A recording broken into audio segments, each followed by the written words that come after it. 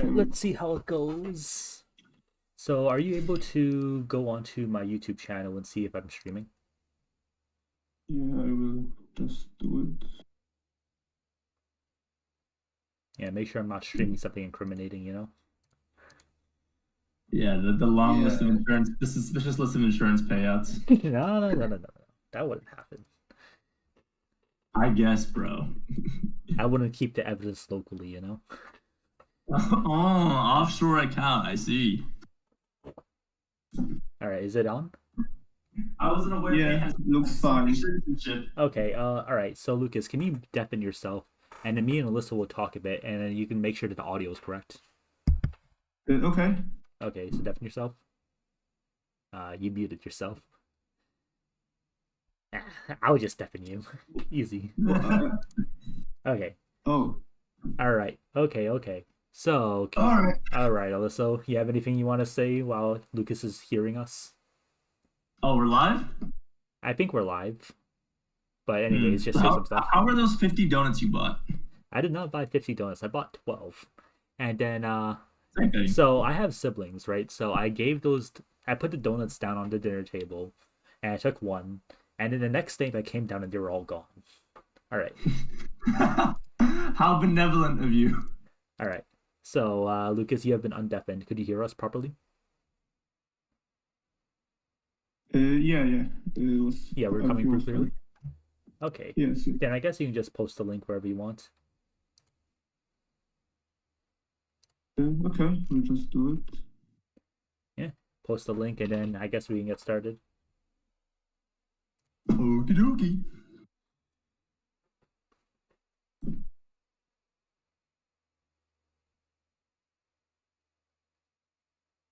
I'm telling you, like the video that you did so well, it's the thumbnail, man. The thumbnail is like the thumbnail and title are how you catch people, bro.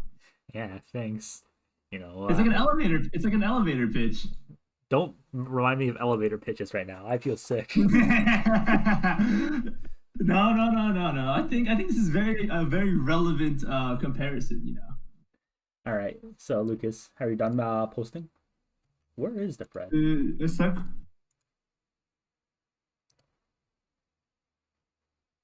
Yeah, I guess we can also just post it here in announcements. If you can post my... whatever, I can just pull up the link. What am I saying? Surely I could find a link somewhere. Yeah, just tell me if something crazy starts being streamed.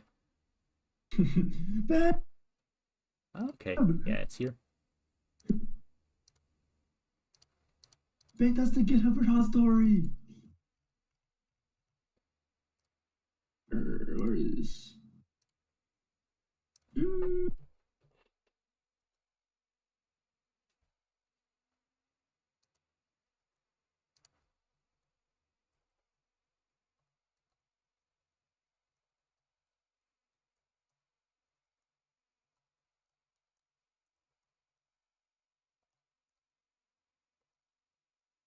What is this thumbnail, by the way? I know, I was saying, bro, what is this thumbnail? This has nothing to do with IS. Bro, that's just my YouTube background. I don't know why that's the thumbnail. Either way, it's pretty cool, okay? Okay, but that has nothing to do with IS, bro. Like, shush. When you guys produce a thumbnail, I'll make sure to put it in. I don't know why that's the thing, but we'll cool. enslave someone to do it for us. Okay. All right. Oh yeah. So you might want to record this yourself if we want to upload this to the channel later. I don't have a good recording software. Oh my god. And Lucas has a pitiful computer. So you know what? I think we're just uploading this, I guess. We're just they can just watch it here. Yeah. We'll just upload the raw VOD and then we'll force someone else to edit it. Probably May. All right. Yeah, I guess I could try recording and seeing how laggy I get. All right, let me try clicking recording. All right, testing 1 2 3. Am I lagging? No, it doesn't sound like it. Okay. Huh. Okay. Park. All right. So if everything's ready, then I guess we can start. Well, we've been chatting, but we've already been live for like 5 minutes. But I guess we can start now. You guys ready? Yeah, we can officially start. All right. All right. If everyone's ready, then I'm starting. Are you, Lucas? Okay, yes, I'm ready. All right. 3, 2, 1. Let's go. Ugh. There's sound. Yeah. Okay, maybe just. Oh, I'm We like, can have bad audio we quality. can tell a Okay, bit I more guess we can do it about like that. the tournament format and the rules, like all right. Yeah. to. Are we going to pause the video or? I mean, nothing really No. happens in like the first few like. Okay, so yeah, generally the important part there will be that there are some soft bans, so I won't be picking some operators. Like for example, I had to choose either Exu or Radian. That is why I won't be picking Exu. And then we had another group of 7 operators, from which I would be only able to pick 3 if I want to get more points.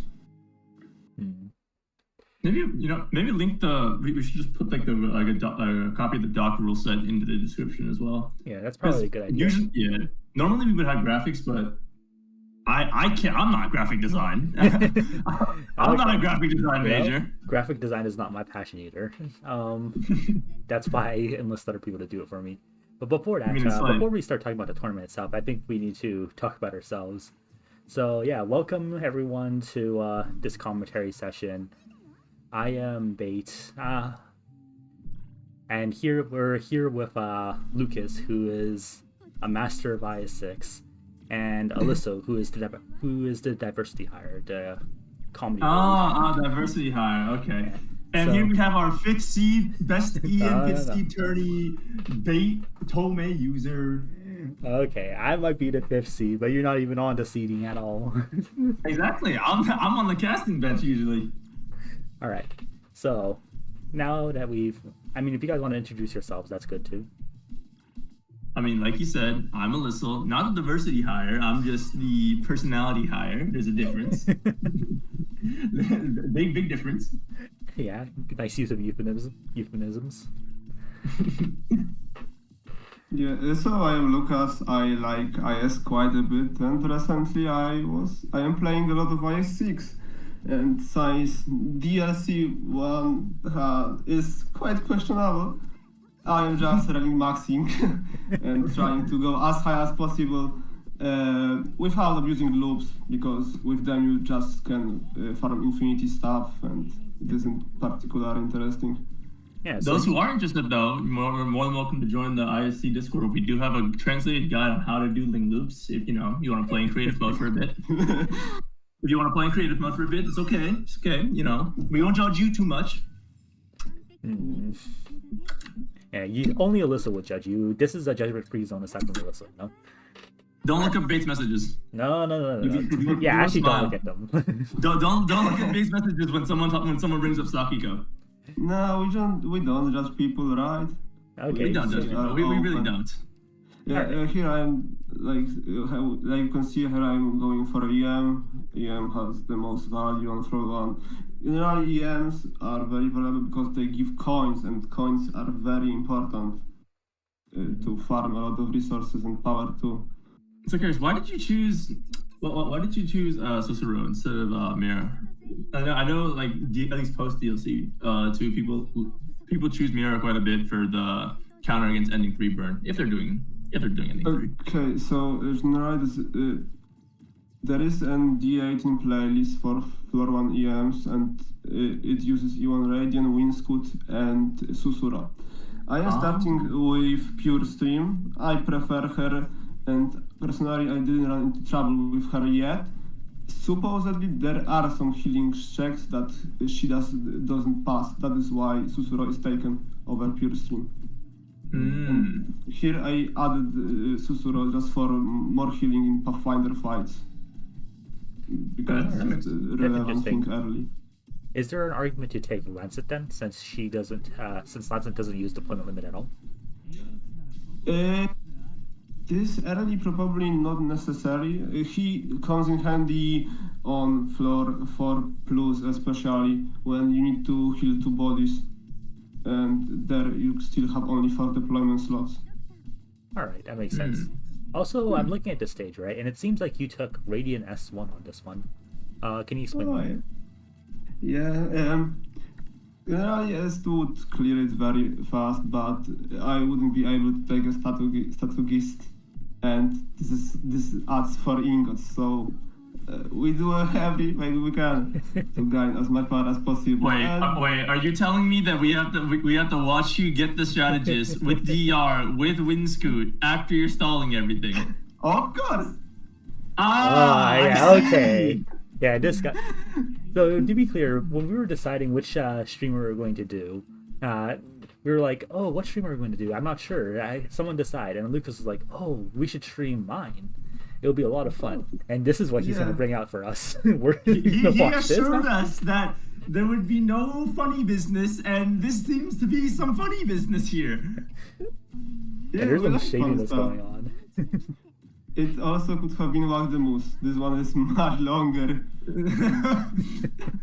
With the. Alright, so I'm going to do a little something over here. I wonder what he's doing. Whoa. But while we are at it, we can also go back for a while to choose of starting squad, I guess, because we didn't go over it yet. Yeah. Like there are 2 types in short of starting squad: the class squads that give you some early power with free tools and allows you to filter vouchers better in shops for the in-class stuff, or economy stuff that helps you to farm more collectibles. And here I am playing with support squad. It guarantees me a Kokon. Kokon is a very powerful coin that allows me to farm a lot of ingots with the right setup. You can get it in every run if you use plan node correctly, although there is some RNG to it. And since they also need to get other RNG stuff like other coins and Wushang Shuttle to kind of break the game, I want to minimize the reliance of all those different parts of RNG. Yeah, so you mentioned something, right? So earlier you said that winning in IS6 is really easy, right? And so the objective of this tournament isn't just to win, it's to win really hard, right? And so can you explain why Wushang Shuttle and Cocoon are important for this? So, Wushang Shuttle does a lot of stuff. Firstly, it uncovers all shops in Boski when you enter after obtaining it, or if you obtain it during the Boski visit. Secondly, it lowers the prices of items in trades, so the Boski shops where you use LPs. And the last effect allows you to refresh the shop for free if you buy out the entire stock. Those refresh are also infinite, so you are not limited by the usual 4-page maximum limit. And Kokon allows me to print ingots. I'm gaining as many ingots as possible and then trying to buy out as many of F6 shop pages as possible to gain collectibles. Mm-hmm. There is the general idea about the run. Oh. Highrollers. Step by step. So, yeah, that makes a lot of sense. So, essentially, what you're saying is that we used the flower coin cocoon to get a bunch of ingots, right? And then on the last shop on floor 6, we just spam refresh the shop and buy out everything over and over. Yes, exactly. All right. Yeah, it makes sense. So here we can see that you didn't go down. Actually, can you explain why?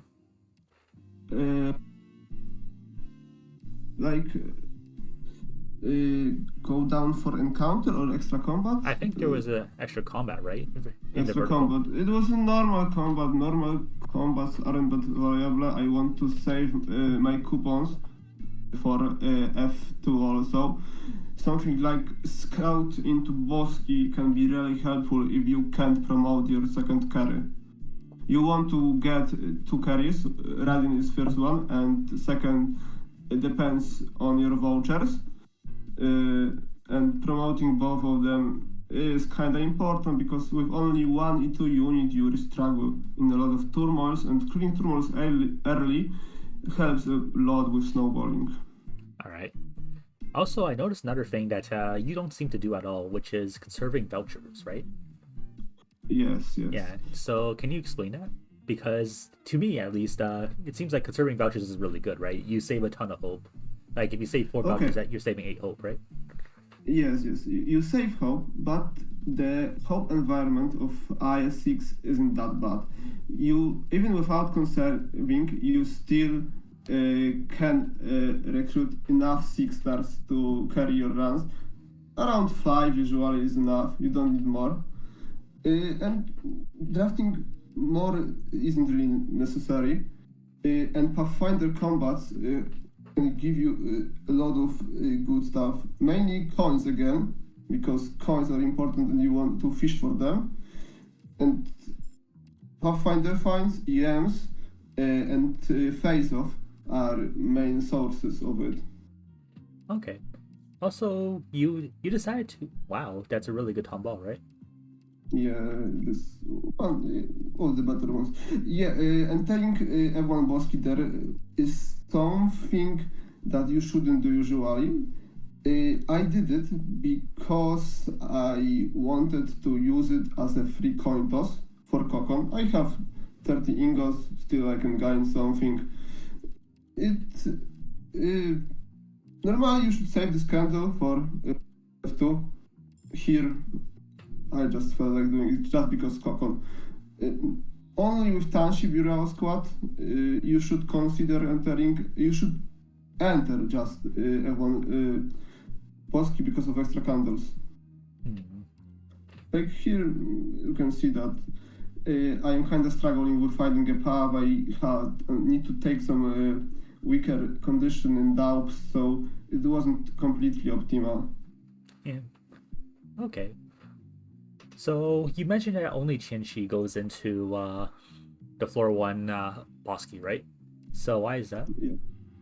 Yeah. Because on every enter to Bosky you gain some extra candles, and generally you will have a lot of candles, so even if you waste some to do combats in 2 or something like this, it isn't that bad with Tenshi.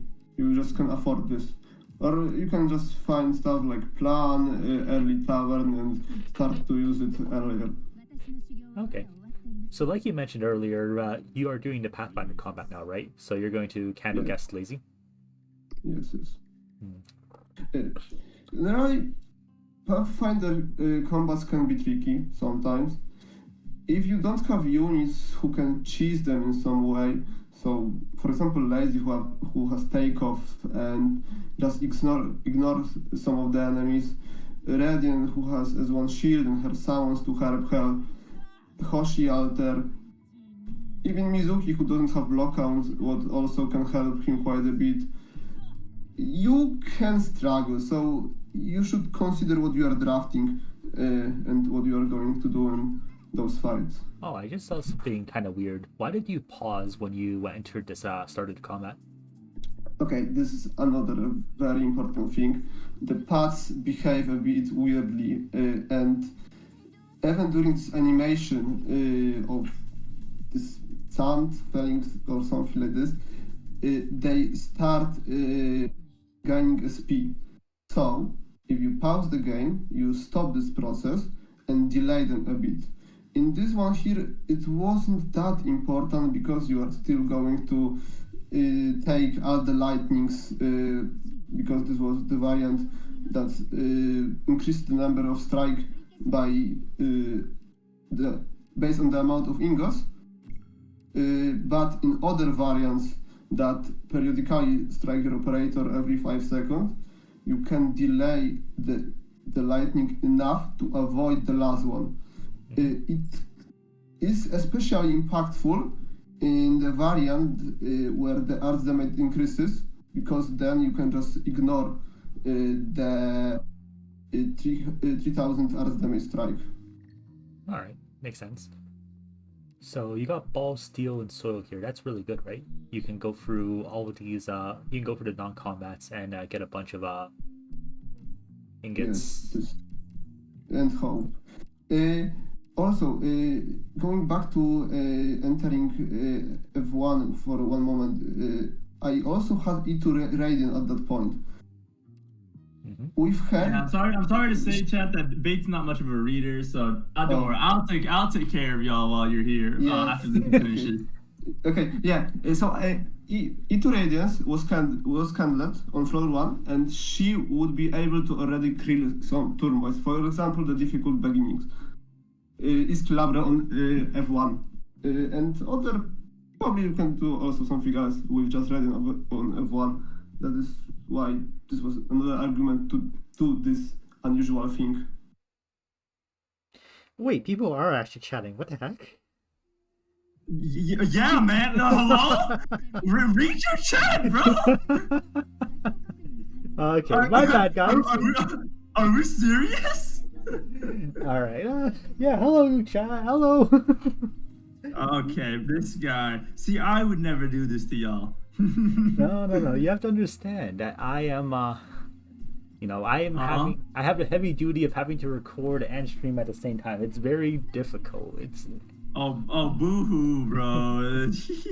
Yeah, okay, this guy. You've been completely quiet this entire time, and now you decide to come up and start chatting shit. Lukas is explaining the mechanics of the game, and I'm not one to interrupt while someone's giving an educational format. After he's done, I'll be sure to mention to you that, you're not reading chat, which is exactly what I did. Yeah, okay. Yeah, little snake. I'm not a snake. I'm just simply lying in wait. That's not snake-like. That's just part of the. It just makes you an ambush predator. Yeah. See, and plenty of those exist in nature that aren't snakes. Yeah, like rats. Rats are not ambush predators. What are you on? Yeah, you're redefining the rat behavior, Oh, okay. See, now you just call me a pioneer, which I appreciate very much. I am quite the. I am quite the visionary. Yeah, okay. We'll call you Rat Alyssal then. Yeah, okay, snake bait. No, that's not what I'm called. I'm called honest bait. There's a difference. Yeah, okay. So there I'm making a small mistake because earlier I have seen a 12 doubt condition, 12 node condition, 12 hope night doubt condition, and by recruiting Prama here, I am unable to fulfill it right now. I should skip this voucher here, but I forgot about this. In general, would you say that Praminix is someone who you want to draft every time? She is definitely the best caster voucher pick. She works fine as an F2 partner for Radiance if you get caster vouchers. Whether you should recruit her every time? Not sure, but definitely a high priority. Her performance on Ending 2 is also of note, as well as especially post DLC as well. Like her performance on bosses, just in general throughout the DLCs, is very, very noteworthy. It's very noteworthy because again, the caster voucher isn't exactly competitive to begin with. I won't say why. Might cause some controversy towards some mechacore enjoyers, but it's not the greatest. It's not the greatest. Also, another thing that I noticed that was kind of interesting was that you decided to take Lazy Alter instead of, say, Sakiko, right? And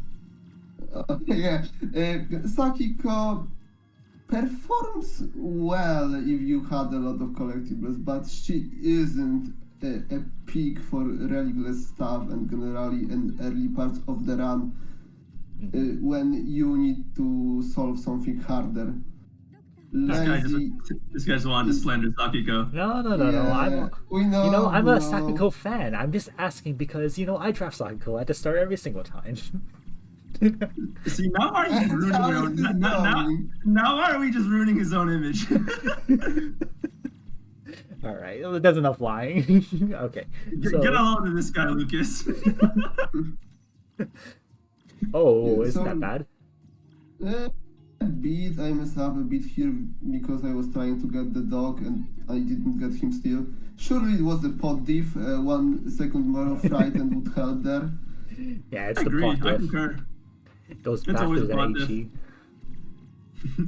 Whoa there, buddy. Calm down with your language there. Yeah, my apologies, Hypergriff. Please love me and release a good IS module. Yes, please. God! Okay, no, not perfect segue. That new Typhon mod, I waited 2 years. 2 years. I defended it to the very end, to the very bitter end. Just you wait. You'll see one day Typhon will get her IS module and it'll be great. I look at the details for her module and I die inside. I have not been alive since the details for that. It's so bad. Like, it's so bad. And then, like, Smash Spalters is the only thing I'm going to describe it as is niche. It's just niche. At least it's niche. At least it does something. Typhons does nothing. Conditional 40%. Are we serious? It's all that Typhon Okay. deserves. All right. Yeah, okay. So, I think over here it makes sense to take Myrtle, right? Oh, you're taking. Personally, I don't take Myrtle. I don't think her DP gun is needed, especially if you run Radiant. She just clears everything on her own. Oh, so here you got to one. You got to 1 life point, and I remember earlier there was a doubt condition that was one life point. Oh yeah, Yes. there we go. Yeah. Go on. But yeah, at least to me, like when I see the initial SP Vanguard book, my lizard brain immediately just goes to, okay, it's time to click Myrtle. You like actually, what is your opinion on the free Vanguard picks? Like, who do you choose to draft usually? So usually I will go for a Yato 2-star. Semi-fast deployment unit can not that important if I run Radiant, but I am kinda used to Yeah. VG draft from DLC 0. I played quite a bit of this. I will take Confess just for fun. No, I don't. I am not doing anything optimal there with Vanguard vouchers. I would like to state for the record that Bait lied there, by the way. The first Vanguard he goes to is to definitely just confess. This guy's an IS3 player. Don't let him tell you otherwise. He's just putting up an act. Honest Bait my foot, by the way. No. I think you're just kind of being rude here, Alyssa. I love No, all no, ISs no. equally. Some more equally than others, but you know. Yeah, okay. Yeah, okay. And I'm the king of England. And some ISs are just dead, such IS4. Okay. Don't worry, D18 will surely come. Yeah, did you see? Yeah, okay. One day. Yeah. You know, recently, in the most recent CN stream, everyone was just kind of waiting for IS4 D18, and then it just didn't come. And I Never remember came. the really funny thing was, so there's this guy called McEwell, right? He's a Japanese Arcanines player. He's somewhat, but he's an IS Central as well.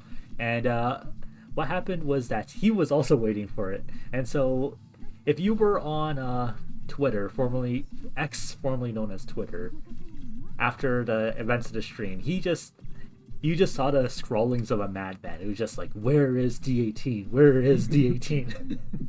If anybody watched the Game Awards the last year, and then you'll remember that after the Game Awards ended, right? There were a few posts going around of the Half-Life community, like just absolutely skitzing out after no reveal for however many years. It's like there wasn't even like a leak that was going to be a reveal. They just cope every year. But you know, it was really funny seeing all the like rituals, all the burning pyres, you know, all the curses being sent towards Gabe Newman's way.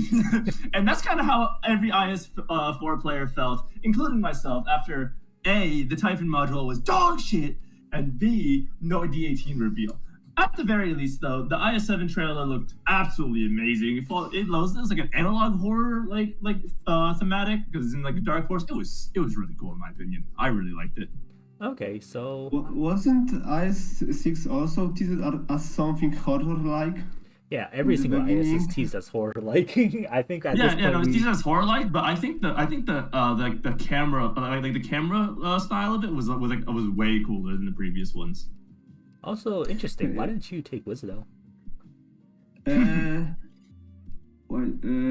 I didn't take her because of the earlier mentioned limitation with the draft. I have Prama. She semi-solved most of the hit count, so That is why I skipped without her here, but she would be generally an optimal pick for sniper. And it helps a lot, especially with hit count. By the way, an interesting thing just happened with the encounter before. I picked the rule collectible that interacts with tavern. Yeah, Generally, it is a thing that you only do with Tanshi again, because extra counters allow you to get more value from it.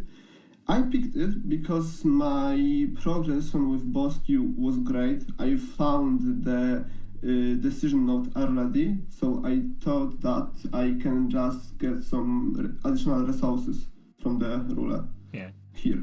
It seems like you've already stacked a lot of ingots, right? 140. Yeah. Yeah. So if you toss a cocoon right now, you'll be up super hot. You'll be super up.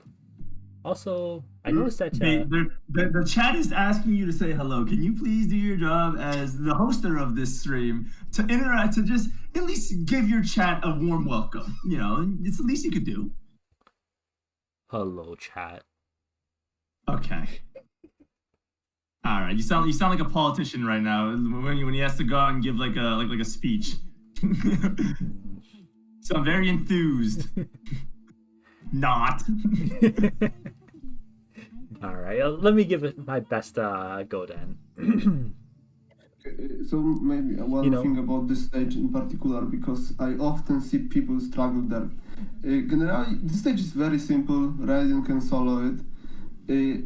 You should always check which of the two ranger lanes will be covered with talismans. Always this one, and you can see it at the beginning of the stage with the popping of the first talisman, and just avoid placing your units on this lane. The second one will be always completely free, and you can do whatever you want on it. Yeah, that makes a lot of sense. This stage has definitely showed me before. Yeah. Skill issue, big. Okay, buddy. No, but he is right. This stage catches a lot of people off guard, especially the talismans. So this is why it's important to be informed. I mean, IS at the end of the day is just like a memorizing game or like a knowledge check, which is why like I find it funny when people say things like when someone's talking about IS, right, and then someone else goes like, "Oh, he's just parroting," but like IS is just one giant parroting simulator. Like a lot of information we get is from CN. Like let's be real. Maybe for you. For me, I'm an innovator. I always push boundaries. Yeah, okay. Yeah, okay. Whatever this guy says. You know, and I love my chat, and I live for the people. I had to put that in, you know. My love is overflowing for the chat. Now we're just lying. We're just lying through our teeth. This guy, the shamelessness on this guy. No. How can it be shameless when I'm honest faith? All right, so yeah, this was a very well done stage. I think I learned a bit about how you're actually supposed to position Radiant. I usually got her blown up, to be honest. Oh. Average. Wow. Kaboom! Kablam! Rest in peace, my granny. So, someone asked about the ingots. So I started with the super squad, so I had already a bit more than usual. I didn't spend a lot of them in floor 1, and then I had this flower coin step by step, which also helped me quite a bit. And I was focusing on stuff like strategies to get more of ingots. Generally with Kokon is capped at giving you the maximum amount of 99 ingots. To get it, you have to hit 396 ingots, because divided by 4 it would give you the 99. That is why I am usually saving my ingots until I hit this number, because I want to maximize the value of every Kokon toss I will get. All right. You know, this sounds like everything you're saying makes sense, right? But it also sounds like something that a gambling man would say. You know, I for one am very appreciative that he's being upfront with this, unlike some certain players. No, I think that's just slanderous.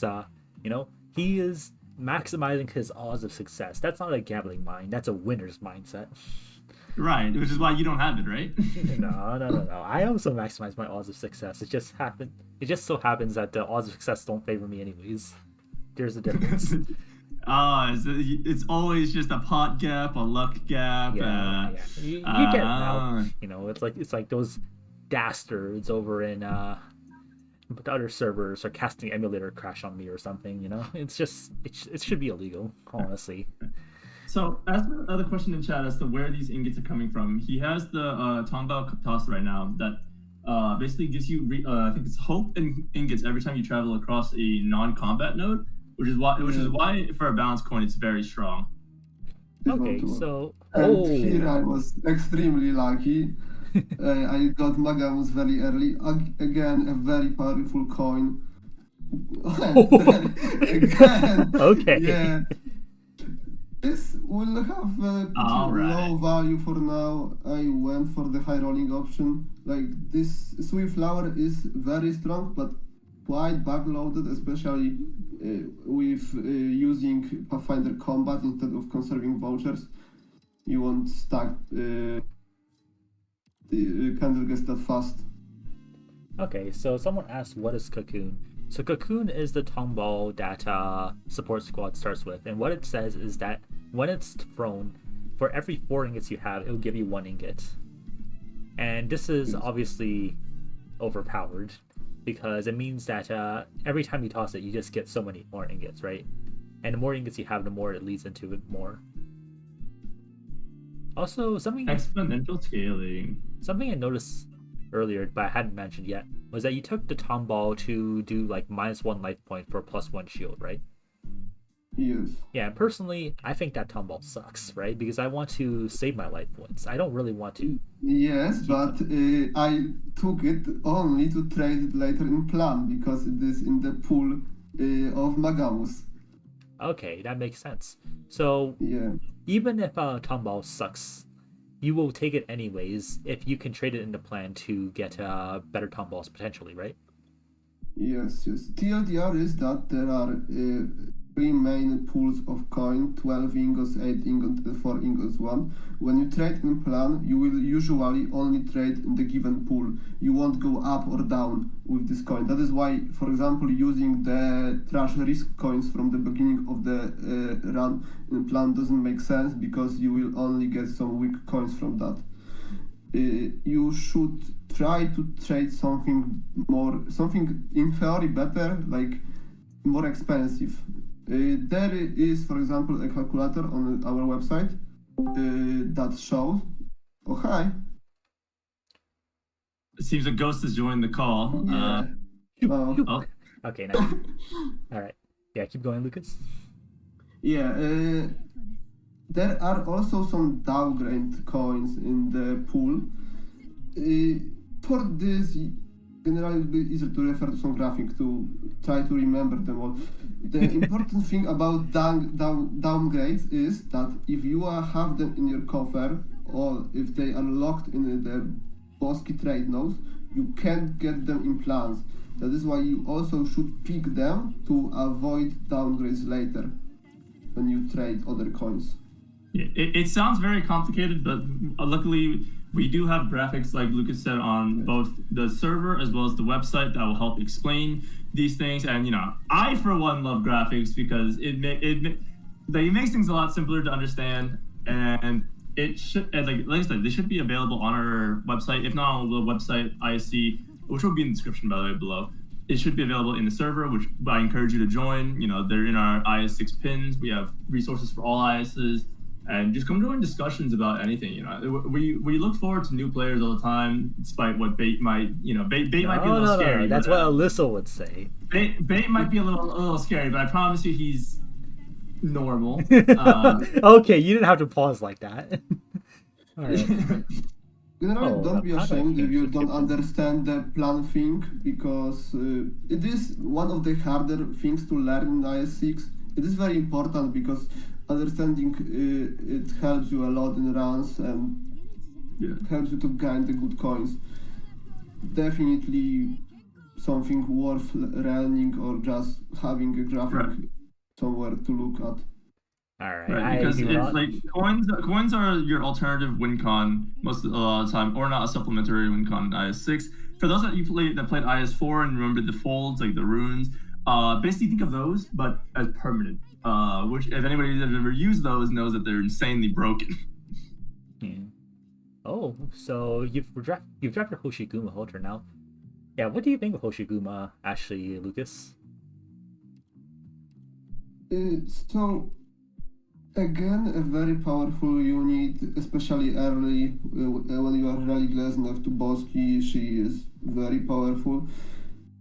I feel she can be kind of lacking later, especially for Sui. Sui is one of the bigger DPS checks, normally solved by Exu, but if you don't have her or just play without her, drafting something for this fight should be your priority, or the other hard stages, like for example Beyond Mountain Sea on F6. Hoshiguma doesn't really solve them. She helps Soi, a by the lot. way, real quick, I just want to interrupt here. Soi means the ending coup boss. For those uninformed, that's the actual official name given to the boss. Sorry. Yeah. So I just wanted to clear that up real quick. By the way, here I took a wrong skill. You should use S3 on this map. To be honest, I didn't watch the proper clear of it, so I just went with my guts. It will be a bit messy, but I cleared it. Yeah, I mean, when in doubt, you just click skill 2 of lazy. It's what I do. I personally use both. Like I said earlier, I played a lot of WGG in DLC 0, so I kinda know the lazy and Enterekia matchups very well. Rest in peace, my class squads. They got hit by a bazooka. Yeah. My class squads. Actually, interesting question about that. So you mentioned Entelekia, but, you know, Entelekia doesn't exactly have a good reputation, right? She's kind of considered not very good. I mean, me personally, I skipped her, right? I regretted that later. Both of Entelekia's mods have better value than Typhon mod, real quick. Yeah, but why Entelekia? Like, why is she good in IS6? So, firstly, she is already quite decent on E1. She can start the run with her S2. She also has bleed, which is really important in this environment against hit count. That can be problematic. I originally also thought that she won't be that strong. Not being able to heal her sounds quite scary when I heard about IS6 and ending 3 before it was released on global. It turns out that she works quite great. Also in F2 Boski, when you won't have healers anyway, something who can heal themselves is very strong. The S2 allows her to deal damage without directly interacting with enemies, which also is helpful. It has a funny interaction with Lazy, where you can put her S2 on Lazy, who is flying, and she can deal damage to flying enemies with it. So, it also has a really funny interaction with Prem Blue Box Freeze on skill 2, where you can spin around the blue box. It's a little funny gimmick, you know. Entelekia is a great unit. It has a really banger skin coming up too. I mean, very like holy, the artist for that. The artist for the Surtur skin and the Entelekia skin, same person, but they come so hard. I don't feel this blue. The red suits her better, much better. Really? I actually agree, honestly. I think that the red looks better. I gotta disagree that I think between the scythe, and like the stylish outfit of it, I think it looks way better than the base one. I'm not that big of a fan of the base one. Specifically heavy on the scythe being an actual traditional sickle, or like what looks like a traditional sickle. Sickles are much smaller, but yeah. If I have a Reaper guard, I want them to use an actual scythe, okay? I don't want to be reminded that scythes were farming tools for peasants in the medieval ages. I want to see cool, pretty, you know, women wielding giant scythes, you know, like from certain animated shows. Ruby. Yeah, okay. Well, putting aside Alyssal's questionable preferences, let's talk about the specialist here. So you took Shaw. Why? Can you explain that? I am not. I am not counting my Yenis operator all the time, so this was probably one of the main things there. I wasn't sure whether I already have 4 or not. Show is a tag for one of the encounter stages, Cliff of Geist, when you can easily push a lot of enemies into the hole and gain some extra ingots. You can of course solve it with Solo Radiant as one, but yeah, who want to play it frame perfectly? Definitely not I. Oh, this guy right here. Oh, this guy right here, this guy Bait. Yeah, he would love that shit, bro. Oh my god, I've never seen someone pause more. I've never seen someone pause so many times in a 10-second frame. This guy will. All right. This guy will be on floor 1 pausing as soon as he enters the stage. So I feel like I'm being mischaracterized here. I pause as No. as much as I need to. It just so happens. We have eyewitness testimonies from multiple people. The evidence speaks for itself. Let's see. How many turmoils have you been through? Doesn't seem like it's been a lot, right? I will need to count. I don't remember. Right now, something like 4. On average, right? On average, the amount of turmoils is less in DLC 1, right? I think it was just a speculation. Like, it isn't confirmed. There are the same numbers on higher difficulties because it's changed somewhere around D8. You can get from 5 to 9 turmoils in your boss key. Usually it's 5 or 6, so around the lower numbers. Mm-hmm. So you choose to draft an operator. Who is it going to be? Ugh! Yeah, it's time. I have already everything needed for my general. I can. Yeah, you can shut your brain off now. Is that what this is? This guy's a hater. Also, since I'm banned Exu, I need some DPS for Sui. So it can be her or something like Swire, but I don't feel like picking Swire currently. Okay. Also, I am not a hater. If you want to see hating, you should go and read Alyssal's messages, but you can do it by joining IS Central today.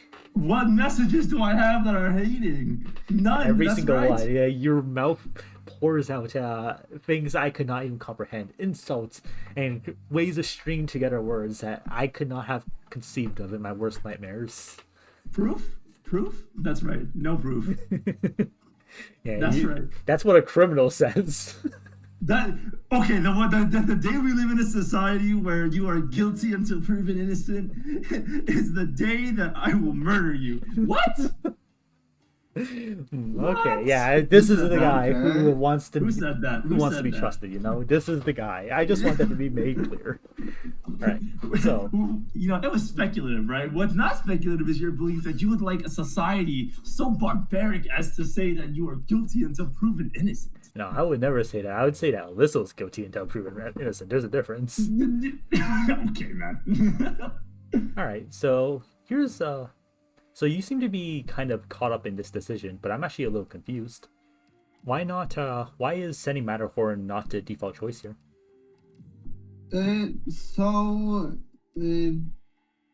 Probably he isn't that important if you're rolling high enough.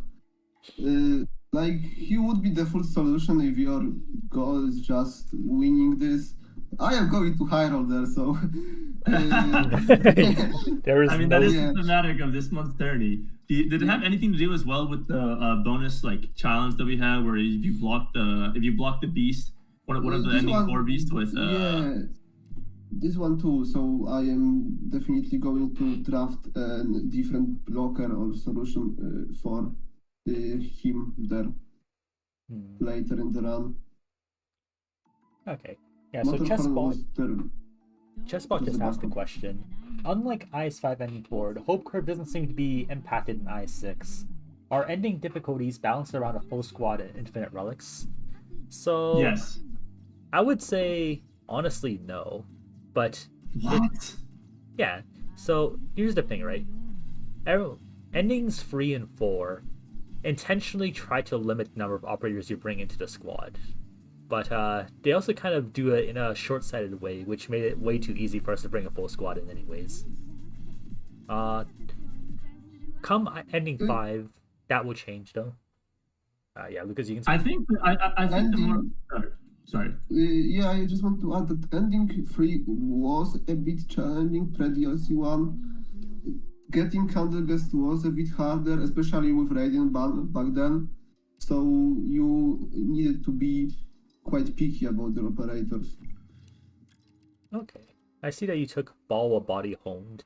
Is there, what makes this Tomball good? This is again one of the strongest tomballs when it comes to farming resources. It will give me a lot of life points because I can upgrade it to a version that will give me 2 max life point every one I toss it, plus regenerate 2 life points for every combat I take with it. Tossed. Also, can you explain why you went down into this encounter? Okay, so encounters are quite good in this IS, and I wanted to hound one of them. I had a lot of coupons, and I wanted to get a specific one that would allow me to high roll even higher. Getting this would be insane value. It is the Bob's Chains encounter that would give me a Big Bob certificate or something like this. This encounters later would allow me to get a second encounter of this chain with Kenneth wanting his ingots back. In it, I can either take a battle, it is a normal combat. It has 6 status gates, so I can get quite a bit of coupons from it, but it isn't the main thing there. If you actually pay him money back, you can get a very strong coin that will discount items in the shop by 50% when tossed. Oh wow. Yeah, you can imagine that taking this one paired with a hypothetical Wushan shuttle you might get in the future would definitely cause some things to happen. Their broken unit, you official, just look at it. She stuns the guy, no talismans, no issues. Draft you official more. This is how you know that he's an IS3 player. Yeah, the undisputed GOAT of the supporter voucher. It's always been you official, you know. And she's loving all S's, you know. As on-demand stun is great. Just don't place her in front of a ranged unit, so she won't get the stun off. Yeah, I won't say where this knowledge comes from, but it exists. It's a factor. By the way, when it comes to this boss fight, these setups will work even Rally Glass. You can place Radiant here and her summons to nuke the boss. With some hours, Rally Glass can not work, but you shouldn't be Rally Glass on this floor, right? I want to segue into something real quick as well, is that the earlier comment about bouncing around having infinite relics, I still think that holds some weight, especially with IS5 and IS6's track record. The game has, the IS themes have very much started shifting and revolving towards having insane amounts of relics and then just correspondingly increasing enemy stats to match that level of power, which is why you see the decline of things like traditional relic lists, or as well as just like operators that would be strong base wise and like don't show up. Just I don't know. It feels very bad in my opinion that we shifted towards this. It's not for it's a good direction for some people, but I personally I'm not a fan of what people call relic Mr. swap. Old man yelling at the clouds. You I know you are in the same boat, Mr. Bait. No. I love every IS for what they are. This guy's favorite IS is IS3 and IS4, by the way. Don't let this guy don't let this guy fool you. No, I love every IS equally. Yeah, okay. And I'm the king of England again. Alright, so what were we talking about before that insane rant happened?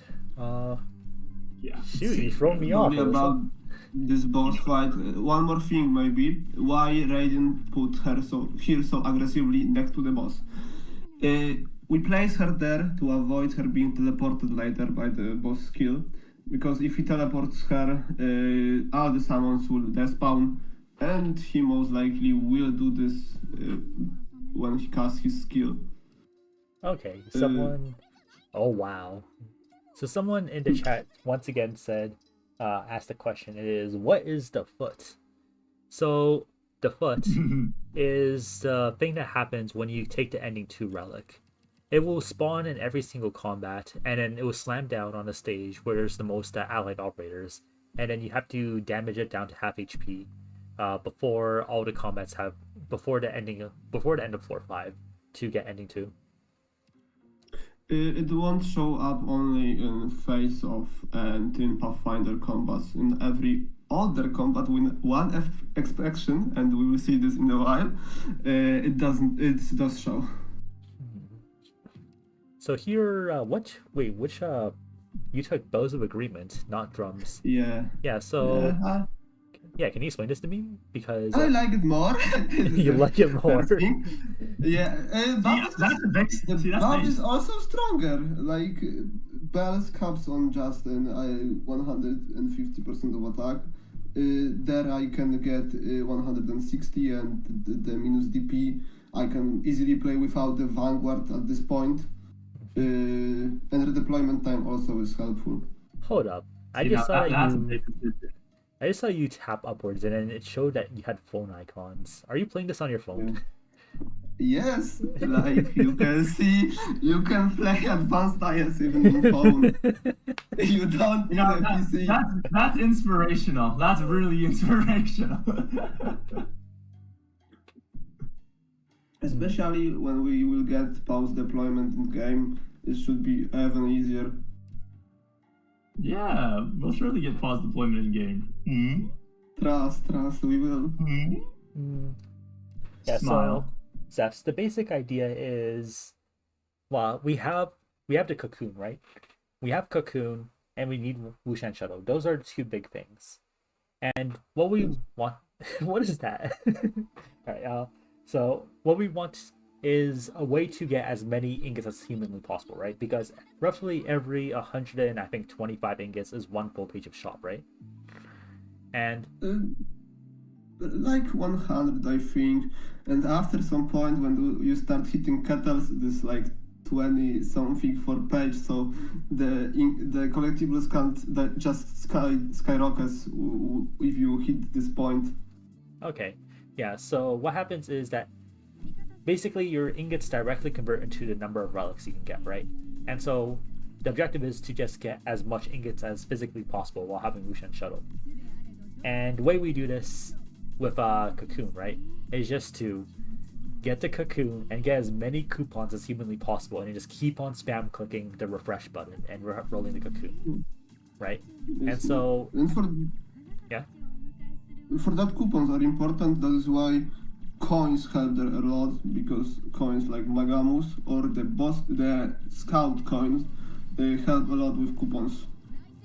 Yeah, these are the biggest ones. Yeah, so that's why the main thing that is being focused on is just to spam as many coupons, get as many coupons as possible, because they convert directly into ingots, which convert directly into relics. And so yeah, so they mentioned that's why interdependent luck is good in the chat. And that's another one. Because you get so much coupons from that. So this stage, I remember people being really scared of it on release, right? Yes. Yeah. Yes. What's your thoughts on this one? I personally wiped to it like once or twice.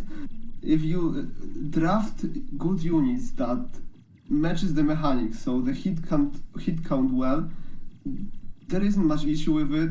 It gets a bit messy, for example, on EM and with the hour that buffs aberration, because it also buffs the hit count stuff, and it can go up to like 60 hits, so yeah, it isn't pleasant, but still manageable. By the way, interesting thing, one thing is missing there. Where is Sui? Oh, it doesn't spawn on this map? For some reason, he's in the enemy's variant, so you can just not get it on this map. Oh. There is like 30% chance that you won't get him. That is. I guess, bro. This is the only state that has this.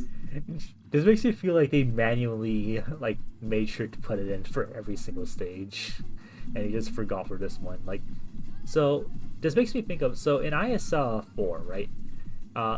What happens is that there are boss keys, and boss keys have an improved index drop rate if they have a combat effect, right? So like minus redeployment, but minus deployment limit. Those would have a boosted index drop rate. And so that's why combats and boss keys are so high value. But what happens is that DLC stages do not have the boosted index drop. This has come up multiple times because of how stupid it is. Yeah, they just never fixed it. They just never fixed the fact that DLC stages don't have boosted index drops. It is one of the funnier things that you gotta remember we were IS4 players, right? We don't have rights. Not to HG. we are an oppressed group of people. True. The most oppressed race.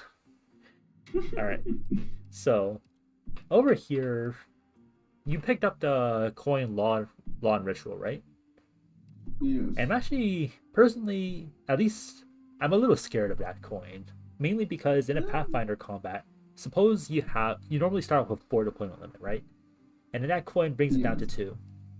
So don't you? And then that's only enough to place down your 2 candle would-be bearers. This can be problematic, right? You can let us, right? I guess. Yeah, it is scary, but I would still take it usually, especially like earlier in the run when it can also help a lot in boss key for Hoshi, for example. By the way, there I did a huge mistake of not picking Hoshi as 3. I don't know why I have done that, but I will survive. It will be fine. Yeah. Also, if I remember correctly, this is something like deal the percentage of attack of unit, and I did an interesting thing of unequipping the modules there to take less damage. Yeah. Because, also, what are you doing here? Yeah. Okay, there is another interesting part about Face of here about Radiant. Her module alpha gives 50% redeployment time to her summons, and it stacks.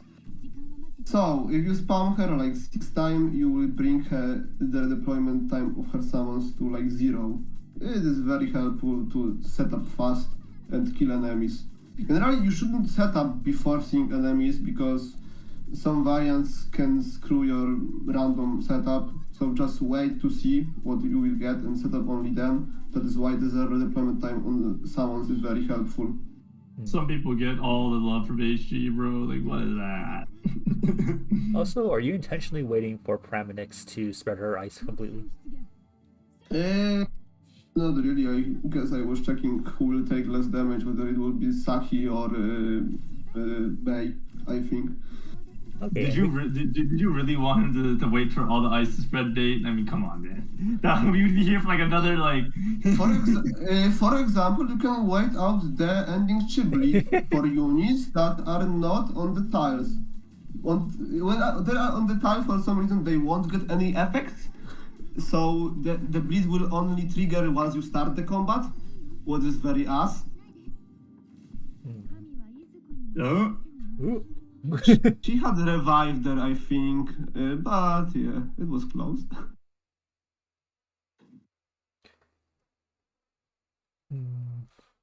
All right, let's see what comes out of this Pathfinder.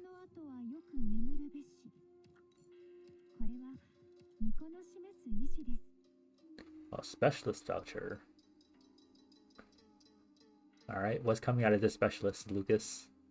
Let's think through it. Probably, okay. Yeah, Ascalon. I like her a lot for hit count in ending 2 and then in Beyond Mountain Sea. Her or Wizardel are like the best solution for those 2 stages. Okay, so you took Water to Wood. Is it for because it had the ingot effect? Not really. Wait, which one I took? The resources, the one that give resources? I missed it. Alright, so Yeah, here's another candle guess. I don't think so. I won't be able to kill with my non-candle guest operators. Okay, no spoilers, no spoilers. Let's Oh, go. come on. I think anybody could have assumed that, bro. You wanted me to kill with E1 Ascalon? Yes! I had May, it to May, but now I'm switching back the skill. By the way, safe house are nice because they give you 2 coupons back. So basically, with the skill tree upgrade, so one you can use them as 1 coupon verticals, for example. Alright, let's see what's inside this face-off that we don't know the outcome of because we weren't spoiled. Yeah. Hey man, like this is like this is like someone being mad that someone's like spoiling a 30-year-old movie, bro. The movie's 30 years old. Yeah, okay. Snape kills Dumbledore, by the way. Wow. Shocked Pikachu emoji or something, bro. So here you seem to be deciding between the middle and highest tier. Can you explain why? So I was wondering where I can get Wushang Shuttle. Yeah. Yeah. It is 12 ingots, so I think it should be in the 3rd pool. I have all the important coins at this point, so going for left wasn't really necessary, and I don't have interdependent, I think, so no coupons from risk coins. You were mentioning getting coins and getting relics from certain rewards. Can you explain this more? Why don't you always go for the highest tier? I thought that gives the best rewards. So each tier has a different pool of rewards, and especially in IS6, not necessarily the rightmost is the best. Because leftmost can give you 2 choices of coins. Coins, like we established, are really strong, and if you don't have them yet, you should fish for them. That is why very often, the leftmost is the recommended option to go for. Yeah, middle is something like coin and collectible and... Oh, look at it! Jump scare. Yeah. I won that. At this point. I win. I mean, this still can go wrong. Like, I can get a very shitty ending for Boski without a combat that will give me coupons, but I don't remember. It probably will go okay. Later we will see. Oh, but there, breakthrough B, I left it for later because those birds hit so hard. Rascally, really. You sound like you have a certain level of investment into this stage. Yeah, I tried to record the relicless GWG clear of this feed. No way, I don't know how to do this. They just kill everything. Oh, there is a Sui. Okay. Yeah.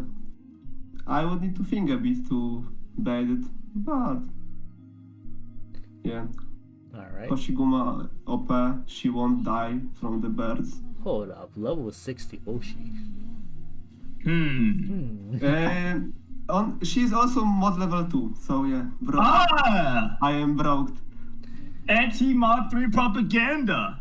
No, I will get her to max level soon, TM, right? Yeah, with your winnings, yes. Yeah, this is the guy who of Tactical Breakfast writes their guide for. Can't believe it. There I was too late, but I had TP anyways. So generally you can retreat the unit without Sui switching the target. You have really small time windows for that. Generally, I use the Sui SP bar as the indicator. When it goes empty, you can retreat the unit. You can frame advance by just mashing the pause button to get to the right point. Generally, if you have the units chosen, you will be able to retreat it while paused. So you can do it quite easily on mobile. Just the precise frame advancing is the easiest to do and can takes some clicking, but it isn't particularly hard even on phone. Hmm. Ah. So you have gotten the duck. Nice. Yes, of course. Animals, you should always try to go for that. I mean, not always, because sometimes it will kill you. Oh, here another. By the way, this run wasn't even that crazy. It wasn't even that crazy, just as everything. Yeah. Recently I got a tourist run where I hit more than 600 collectibles.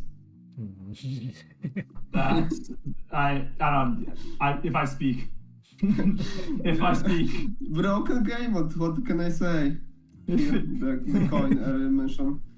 Yeah, so you're going into these plans of just 1 life point. I was under the impression that you'd want to like go in with a ton of life points so you can just start trading a bunch of tom balls. Yes, but I have everything necessary for me right now.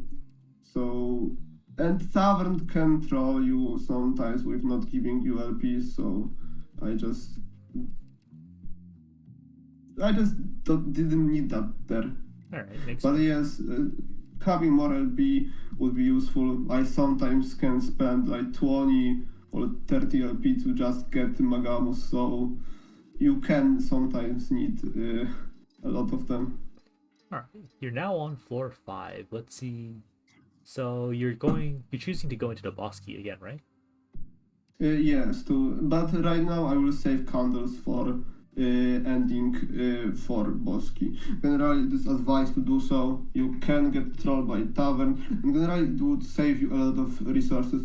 Like you have seen, my boss queue was quite empty already, so there is not much to do at this point. Yeah, I guess the best you could do would probably be to go to the tavern to get life points and then buy out the life point shop, right? Yes, but I can also buy out the life point shop later in ending for boss key. Because This reminds me of a funny story. So, like about a week ago, maybe 2, I was in the library, just working on paper, and I got a little burnt out. So I was like, you know what, let's go see what the boys are up to. And I see Bait in VC at like 2 a.m. and he's this guy. It was like 12, but like same thing. This guy was just pestering poor old Danger Asian about IS6. So, and Danger just wanted to go to bed, but the Bait just kept the questions coming, having no regard, no, like consideration for Danger's sleep schedule. And I think that this is a big indicator of Bait's character right there. No, I think this is honestly really rude of you, Alyssa. So it's not classy to speak of other people, I think but you're right here, so I'm speaking to you actually.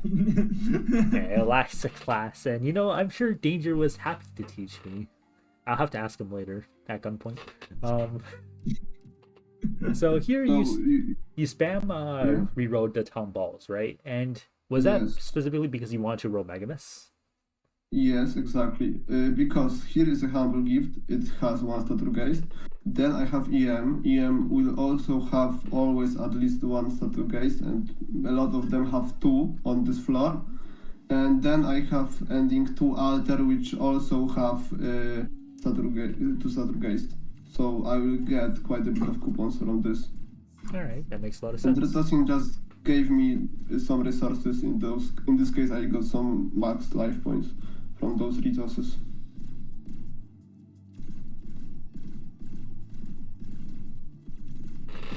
Is Radiant S3 the usual skill you use on this map?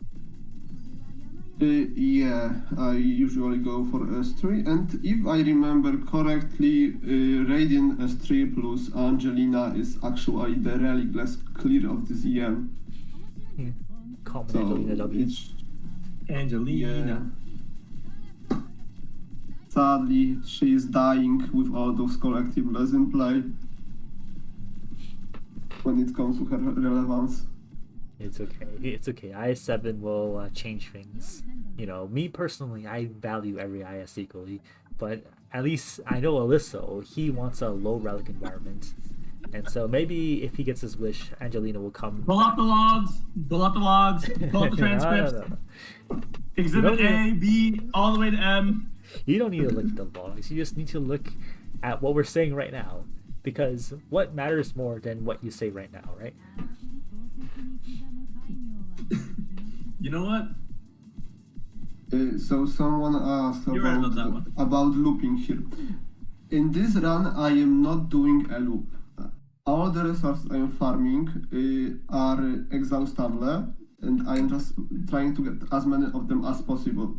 Loops were banned in this tournament, although you can still get a loop with those banned. I recently come to this conclusion. If you just get enough life points to hit kettles in ending for Boski, what can happen if you get this one turtle collectible? It is a boss pool collectible that will give you 3 max life points when you toss 3 release coins. With it, in a lot of coupons, you can hit like 200 more life points even without looping. So with Wushang Shuttle, you can buy out the shop, and if you buy out the shop, you will regain life points with kettles in the shop, and if the shop also has coupons, you can toss more ingots, buy candles, and loop that way. Third way to loop in this game was crazy. Yeah, I'll so never forgive them. yeah, ultimately, this month's tournament was based around just high rolling as hard as possible, right? So we did have to try to ban loops as much as possible. Otherwise, there would be no difference in the high rolls. Everyone would just have whatever cap points. It would just be who can tap the screen the longest, I guess, before the server reset. And that's very boring. I personally find looping very boring too. So that's why I am doing this insane stuff, but it isn't looping. This will be a very interesting fight and a lot of mistakes. So, Yeah.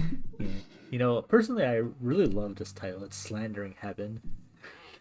I feel like it's what Alyssal does to me all the time. So. Oh, it is. Yeah. It is. Okay. Actually, I think the first time, I think when IS6 first dropped, and I saw the name, like English name for this stage. I was like, I instantly thought of you, and I was like, you know what?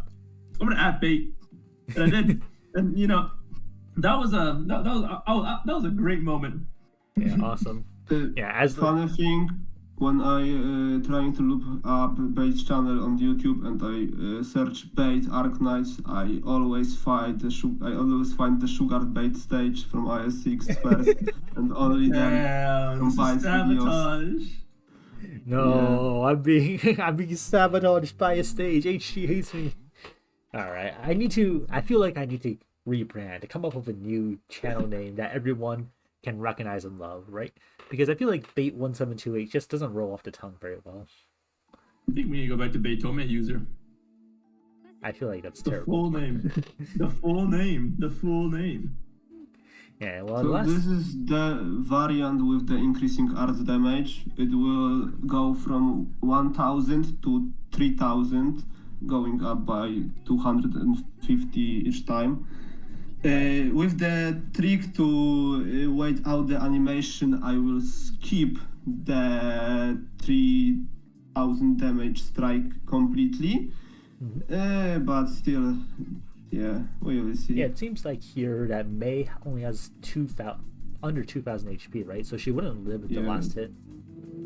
Yes, she wouldn't leave everything above 2000, so 200, 2000, 2000, and 250, 200, and a lot. She wouldn't leave last 4 strikes normally, but I have Hoshi S3, and Roberta too.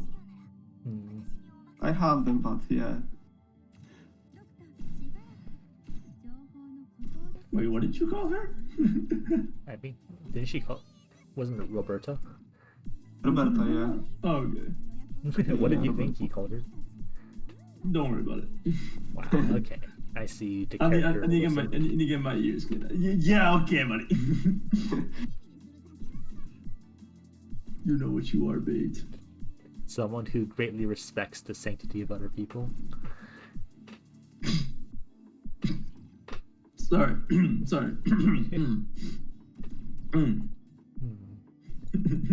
Yeah. I don't see anything wrong with what I just said. Alright. So, focusing on this now. So, you killed the enemies, you placed down the Hoshi. I'm always really... You mentioned that you don't deploy everyone immediately, but I'm always really afraid to not place down Hoshi, right? Because, for example, there's like an hour that gives you minus 30 SP, right? And if you get that, then Hoshi, if you don't place her down immediately, she doesn't get her skill, right? Yes, at this point you just need to adapt to what you have, right? Okay, there I should drop Lancet much earlier for Ascalon. I overlooked her because I was too focused on May. No. Yeah, and now is the mistiming. Yeah. I don't read, right? I don't read. I thought for some reason that Hoshi has a 12-second of the invincibility. It's only 11.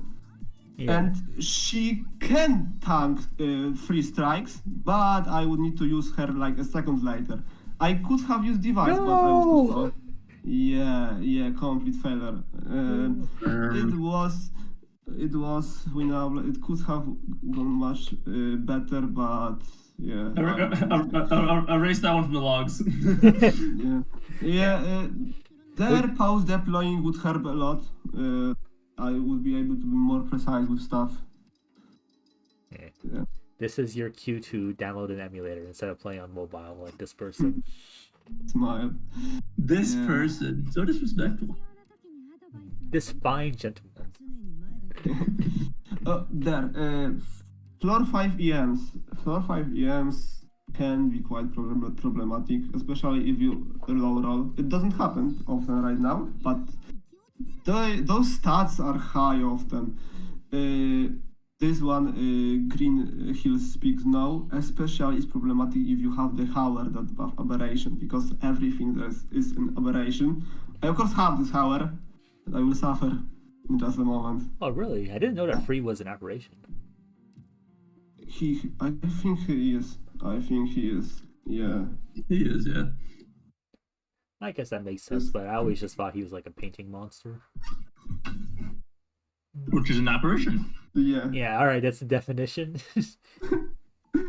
I mean, I'm sorry, I thought aberrations were a bit more broad than that, you know? I mean, yeah. And a painting is pretty broad. Yeah, in this EM, he will have 500,000 HP and 4,000 attack. A bit more. Average IS6 stats. Alright, so placing lazy there.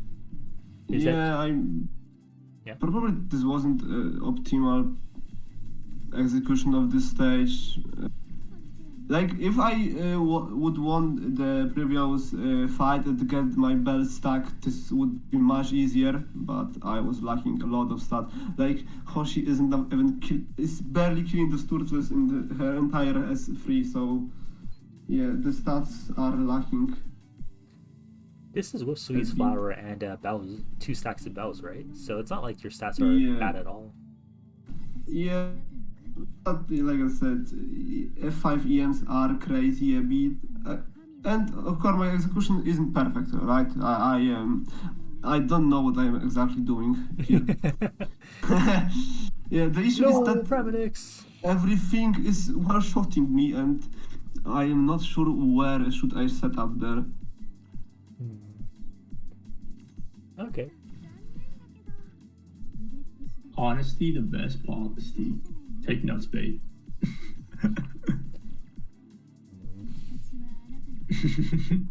All right. I'll let you off the hook now. You know, I think Alyssal just volunteered to play a run of IS6 right after this. Did I? I don't remember that. Alright. If anything, actually, my emulator is not working. I have to reinstall it. Oh, yeah. The emulator just mysteriously stopped working. Yep. Oh, wow. That free is kind of bulldozing for everything, huh?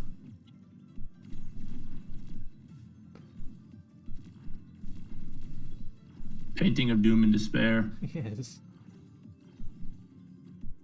I think your soccer code needs to lock in a bit. Picasso must have drawn this one.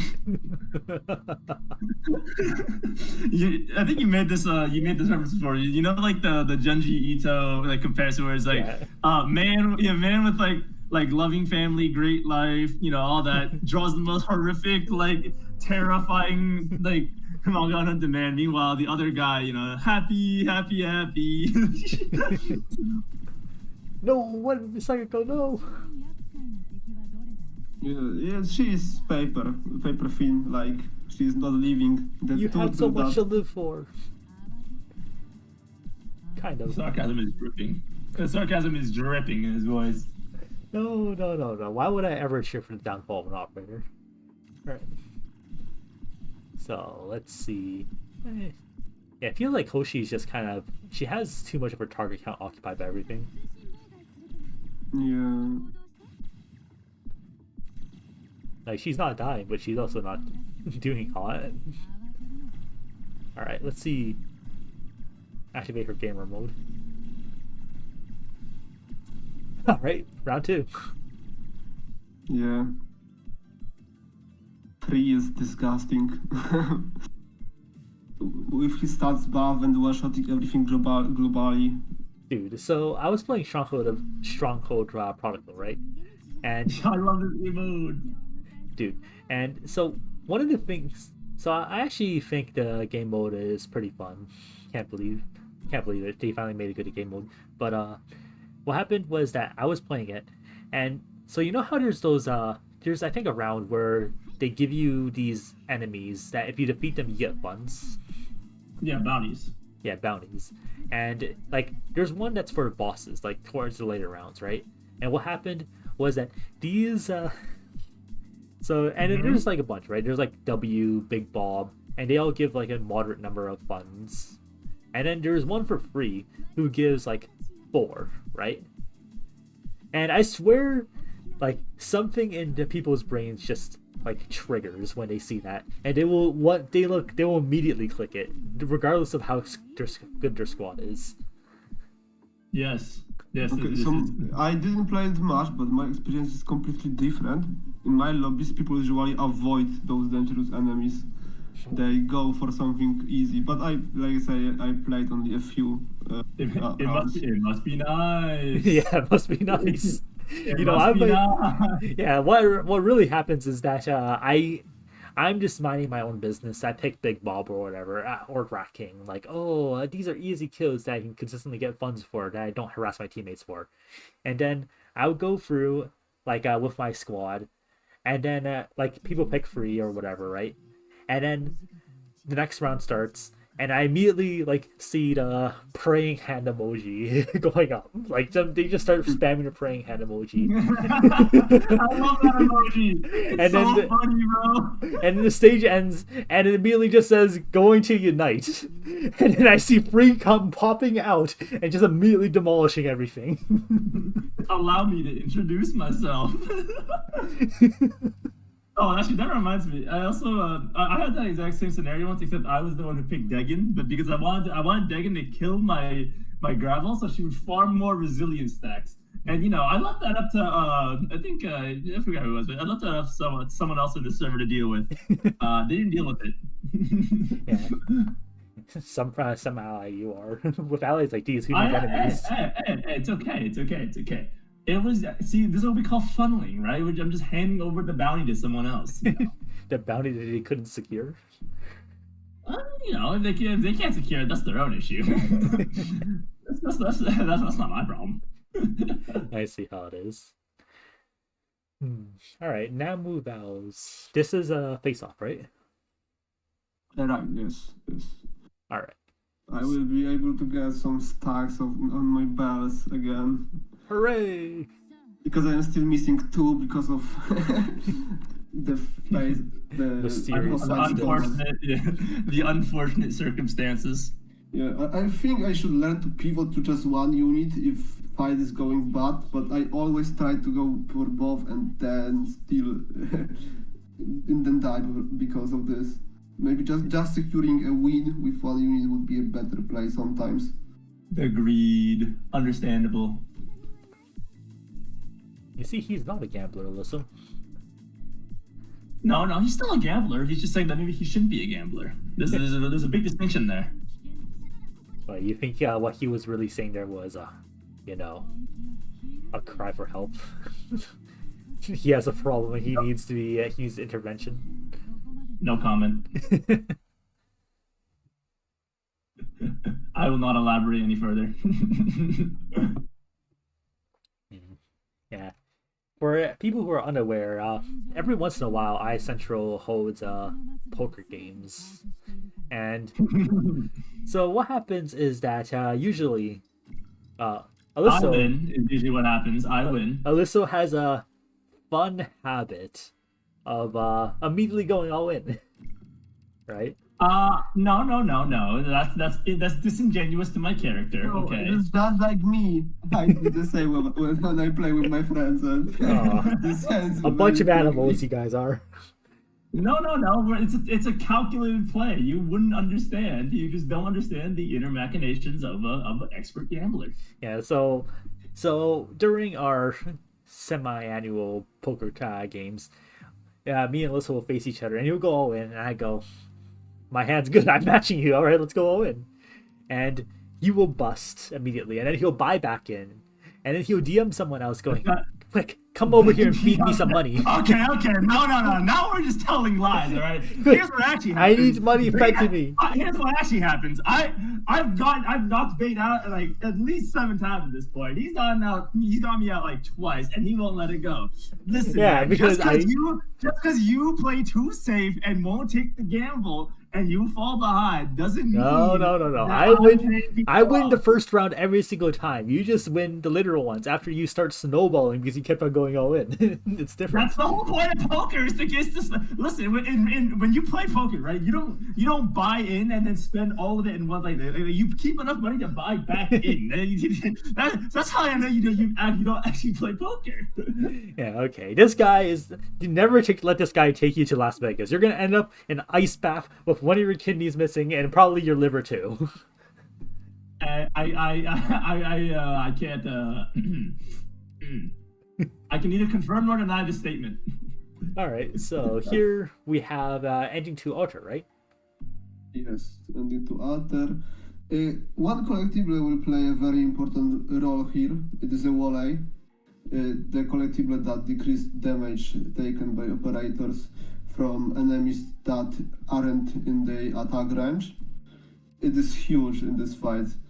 If you just play something in the corner or just don't point it at Sui, they will have much easier time surviving. And here, like, my collectibles are good, but aren't great, I think. There's like 200 attack, but yeah, I have some bans and I have the hour that buffs operation, which is annoying. Yeah, here. can you explain what walleye is?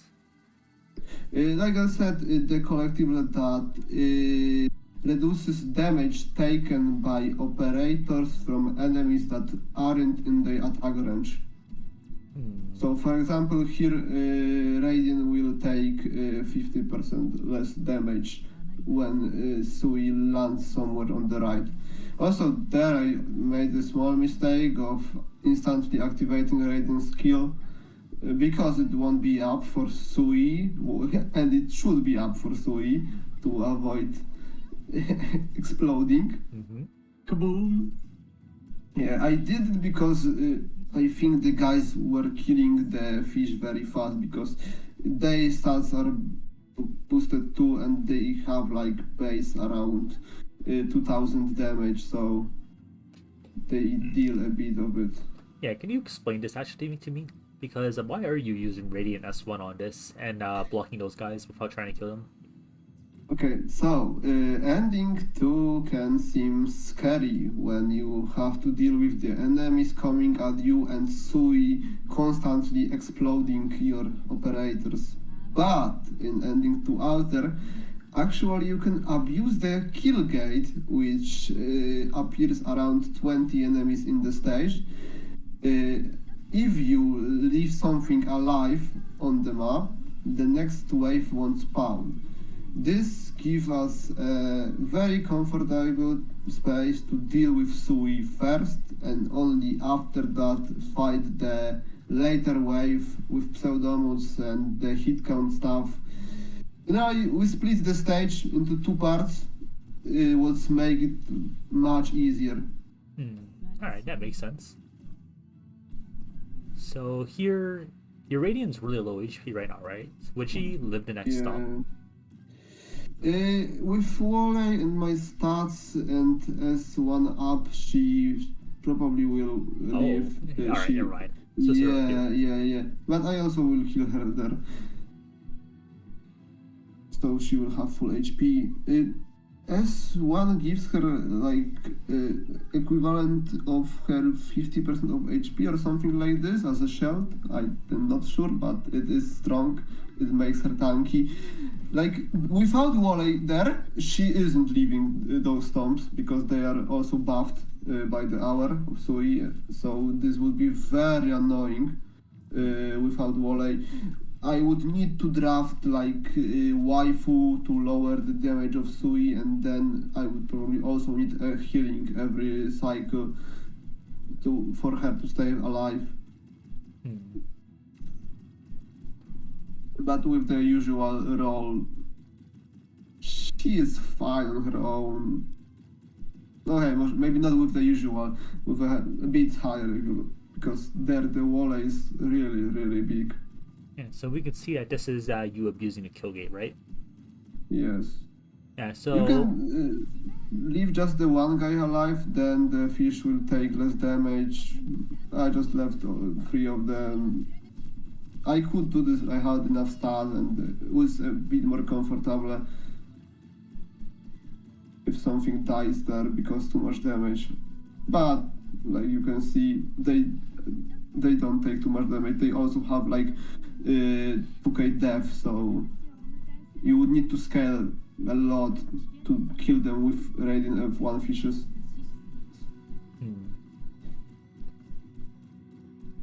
Also, the Sakigo placement is there to avoid, to abuse the wall. But apparently, if I remember correctly, only if you point the operator at the center of Sui hitbox, it will make Wally don't work. So if I would bait him one up and don't activate her skill, she would still be under the effect of Wally. Or right now she is still under the effect of Wally, even if through her S3 is hitting him and is... Okay. Yeah. Something I'm a little confused about here is why are you trying to retreat the Radiant S1 summon? Because my understanding was that you retreated...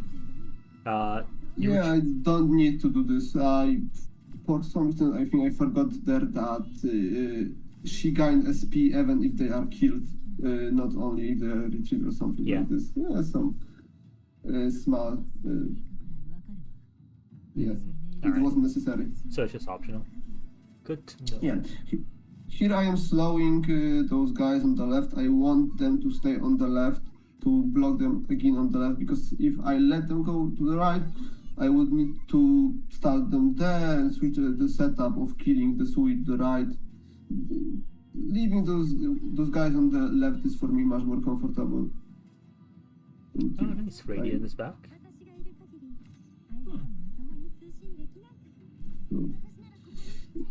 Like, if you roll higher, you usually can kill Sui really fast. Like, Sakiko can even one cycle the 50% of his HP in many rounds, but like I said, 200% not enough stats. What I can do? Pitiful 200%, you know? I will never get used to that. Literally never. It's ruining the economy. The inflation is crazy. It is.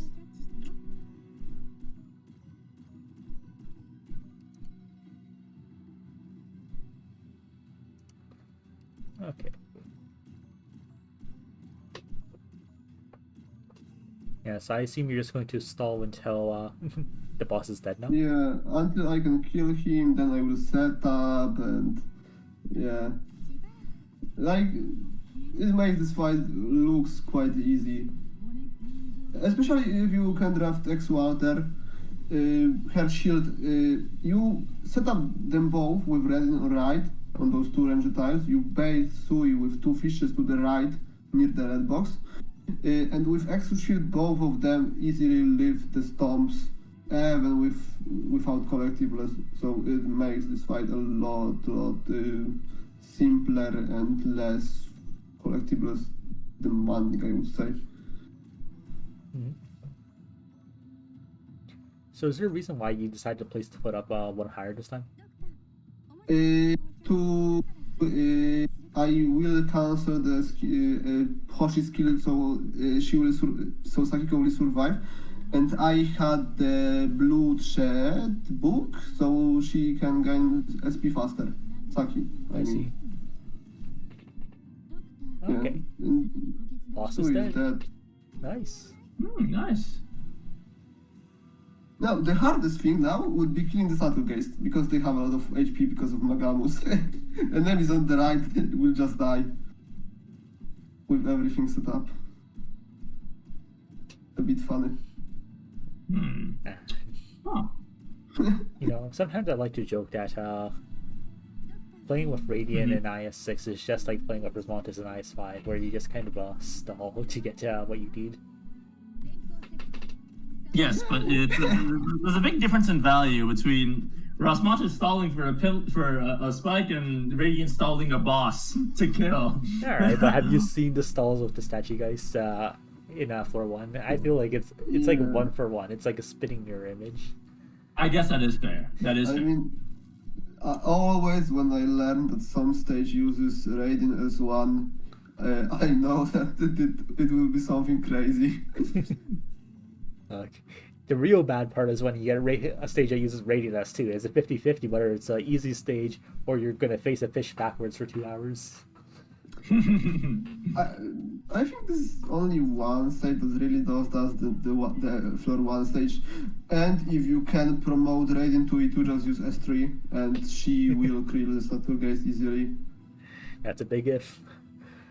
A big if, yes.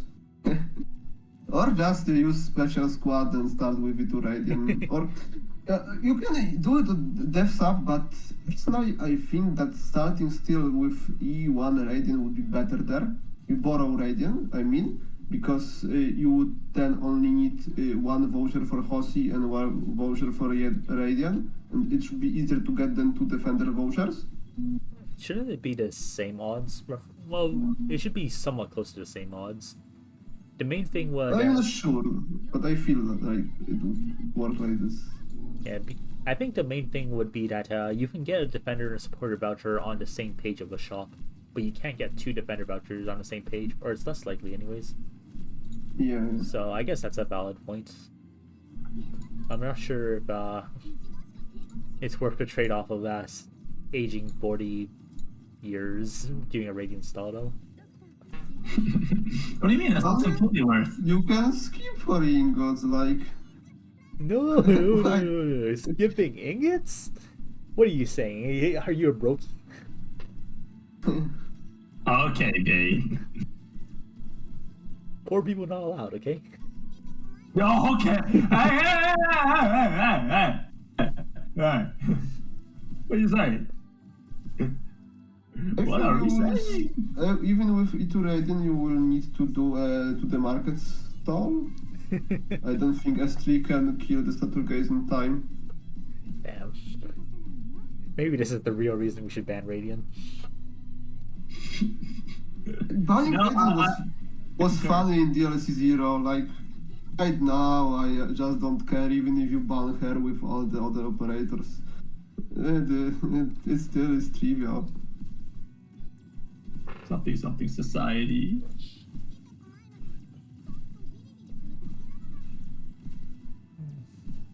Here Prama S2, great general content skill and not only apparently.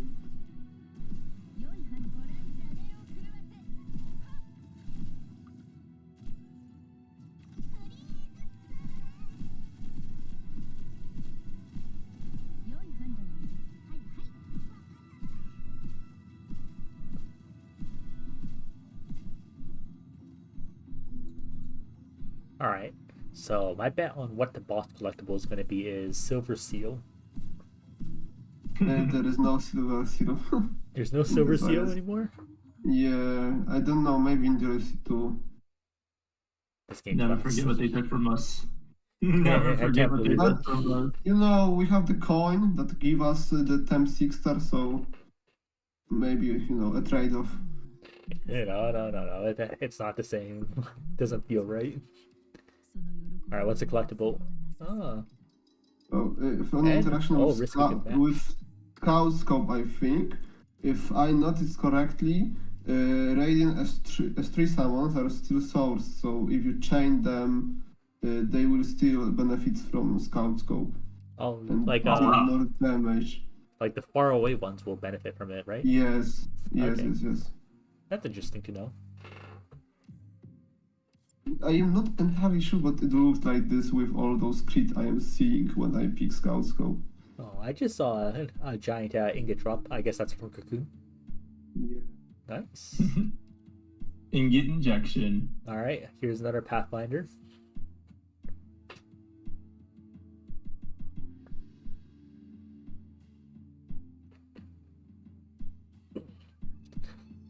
I assume this is the state-sponsored bathroom break.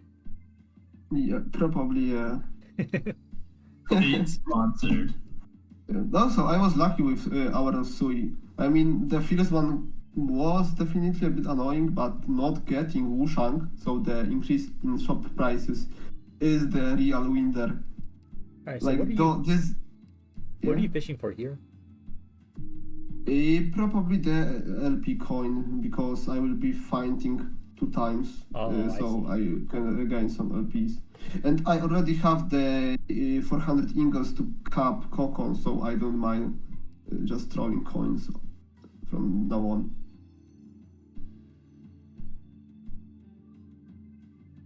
All right, who are the Chemicals candidates? I assume Ascalon and Ennis.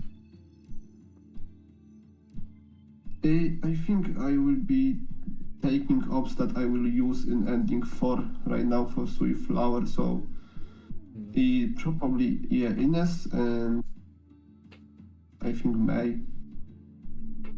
May, my best line holder for ending 4, she kills everything. Who needs more? Who did you say kills everyone? May, I feel like I'm the not. first one. I feel like I'm not hearing him correctly either. Yeah.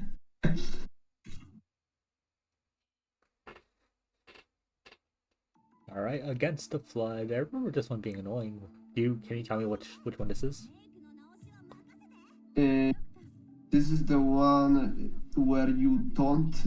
When you get enemies that will run you over, it can be easier or harder, depends on what you roll. Right, the snipers one can be the most annoying because global sniper, the units on tiles have taunt. It sounds very ass. But I didn't get this one there. Wow, you just got the big guys. Yeah, and the boards. Yeah, and there I am setting the summons to chain them. And I think they are hitting for more. Oh yeah, we can see the scout scope happening. Yeah. You see a lot of different numbers because some of them are farther. That is Yeah, a pretty they- interesting interaction.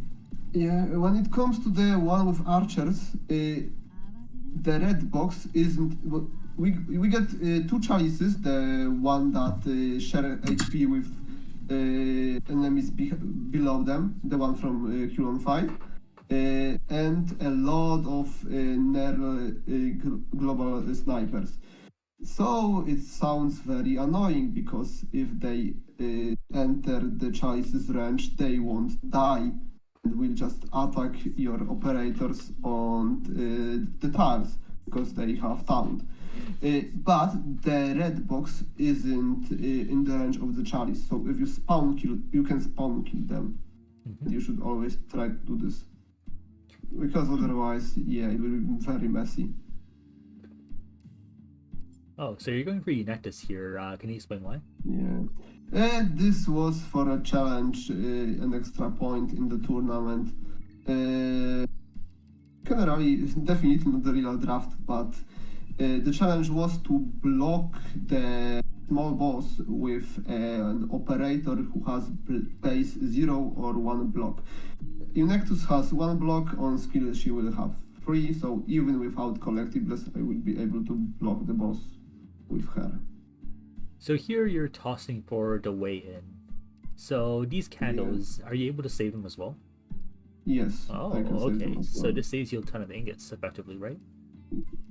Yeah, it isn't that big. 30 ingots is 1/3 of cocon toss, so no, it will be a bit. Okay, it is 1 cocon toss because then with the infinity option, Wait, did you just get the? Did you just get the most Yeah. stats coin toss ever? Yes, I got the code. And he found Tavern Node instantly too. Holy. This guy, he got Megamis, Balls, Steel and Soil, and Oh, and their confusion. You- Yeah, okay. yeah, okay. But look at this layout. It is so ass. The way to some notes on the upper right corner is so yeah, long. world's smallest violin ever. Really, it was us. Like, Yeah, my life is so hard. I got Confusion, Yeah. Megamis, Interdependent Lock, Wuxian yes, Shuttle. I am suffering right now. By the way, the concept about ending for F6 boss key, it has the set amount of nodes. It is always 12 Daubs, 7 Turmoils, 2 Legends, then counter, 1 shop, 1 plan, and 1 tavern.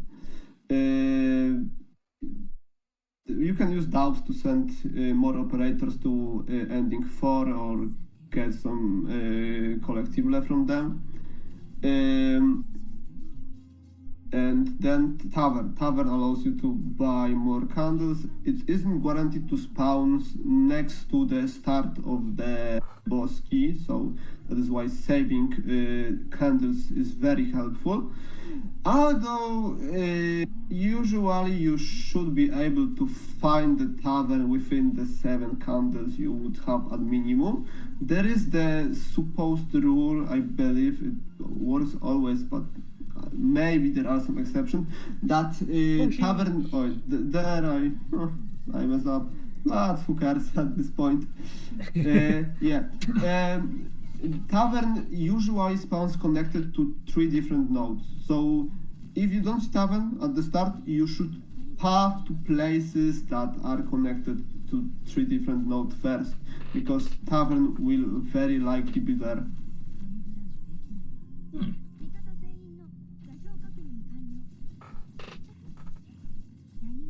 Look, the reward screen is about to look like a fucking trust fund baby's fucking bank account. Holy, bring in the money. Bless you. Another thing about this boss key, you shouldn't send your base operator first. You should find the 7 turmoils first and be sure that you can get most of value from them. You should leave the operators needed to clear confusions or fall difficulties, because those are the most demanding ones. There you usually need a bit more operators to get all the animals or clear all the status geist. Mm-hmm. That is why you should left your operators first. Yeah, that makes sense. And you also want to send in as few operators as you can, right? Because you want to get as many relics as possible. Yes, ending 4 isn't demanding, especially 18 coupons. Yeah, okay. Yeah, huge. And Yes, ending 4 more than that deployment. isn't that demanding. Very small squad, like 4 or 5 operators. If you roll properly, it's easily enough to clear it. So yeah, sending more is just wasting your resources because candles are expensive. Yeah, I remember. You know, the ending for Relicless. You know, Bait was a huge fan of that one, right? Yeah, of course. Why would I not be a fan of one that shows Gnosis freeze comp? Yes, And? and Tragodia S1, Archetto. Yeah, there we go. That's what I was fishing for. Yeah. And Saki, of course. We can't forget about Saki. Yep, the most important one. Yeah, it's okay. It's that was a D15 thing, and D18 is a completely different beast. Yeah. Can't hurt me anymore. Oi. Not yet. The what is it? 20 million HP. Something like that. Small amount. A moderate amount, you know. Yeah, it doesn't have depth. Surely Cruz cooks it.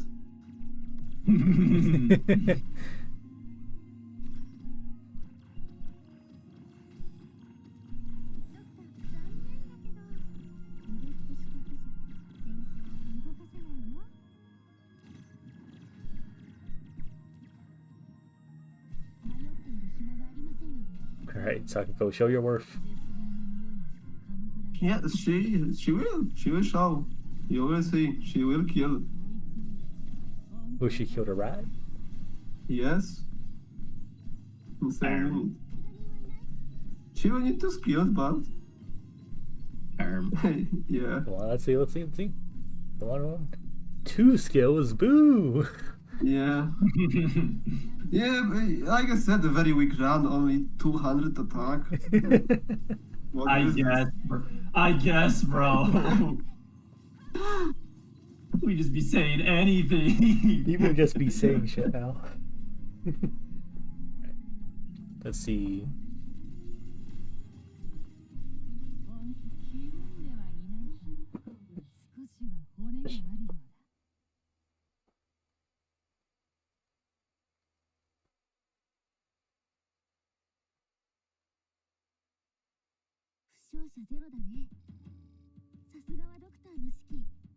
Oh, those are some pretty good relics.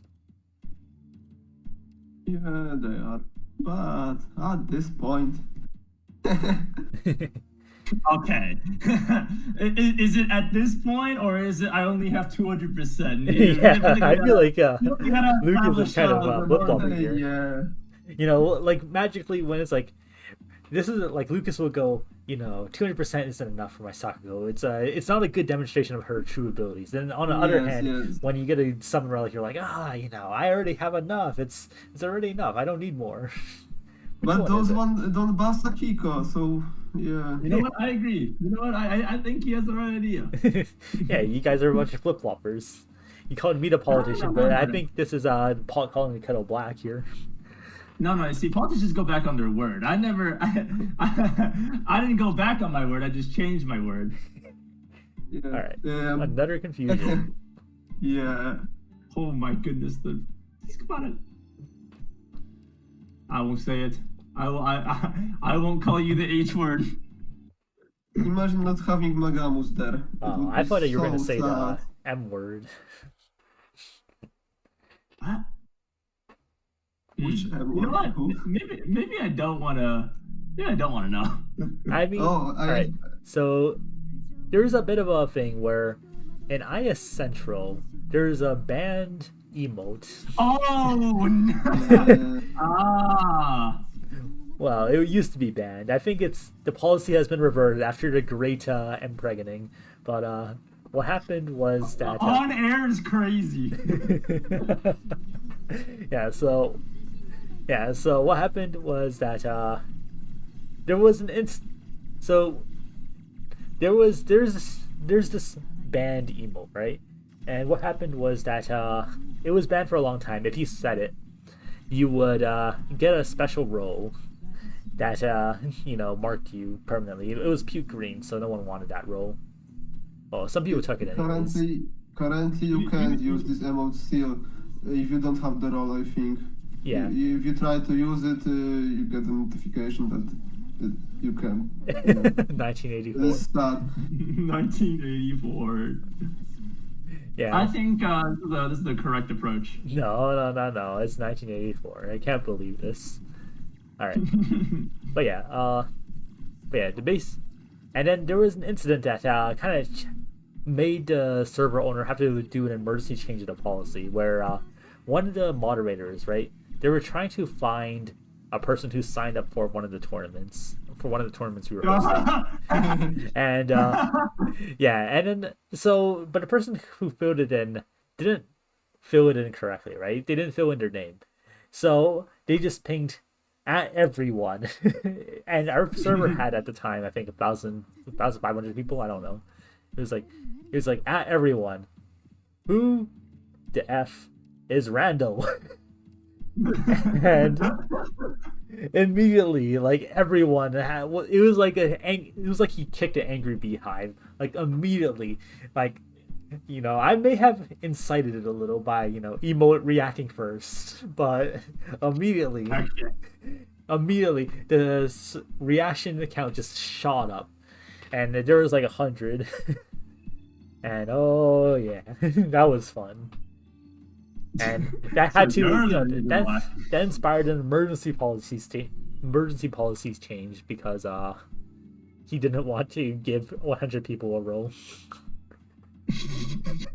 Well, you know, it just goes to show that change is possible if everybody bands together.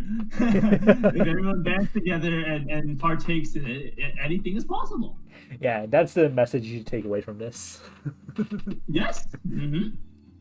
Okay, so one bad thing about this layout that is coming out right now, there is a legend. Legend has a pretty decent chance of being the Radiant one that allows you to regenerate all LPs. So I would like to find shop first before going into Legends, but I can't. The shop wasn't there yet, and like getting the LP one would be wasteful at this point. Yeah, that makes sense. Oh, the misery. Yeah. You know, I wasn't going to say that out loud, but if Alyssal was going to say it, then sure. Oh, and then another mistake. I shouldn't take this. Yeah, you still lose units, right? This. Yeah. Yeah. No. Like I lost 7 or 10 collectibles by doing this. It would be one more shop page. Yeah.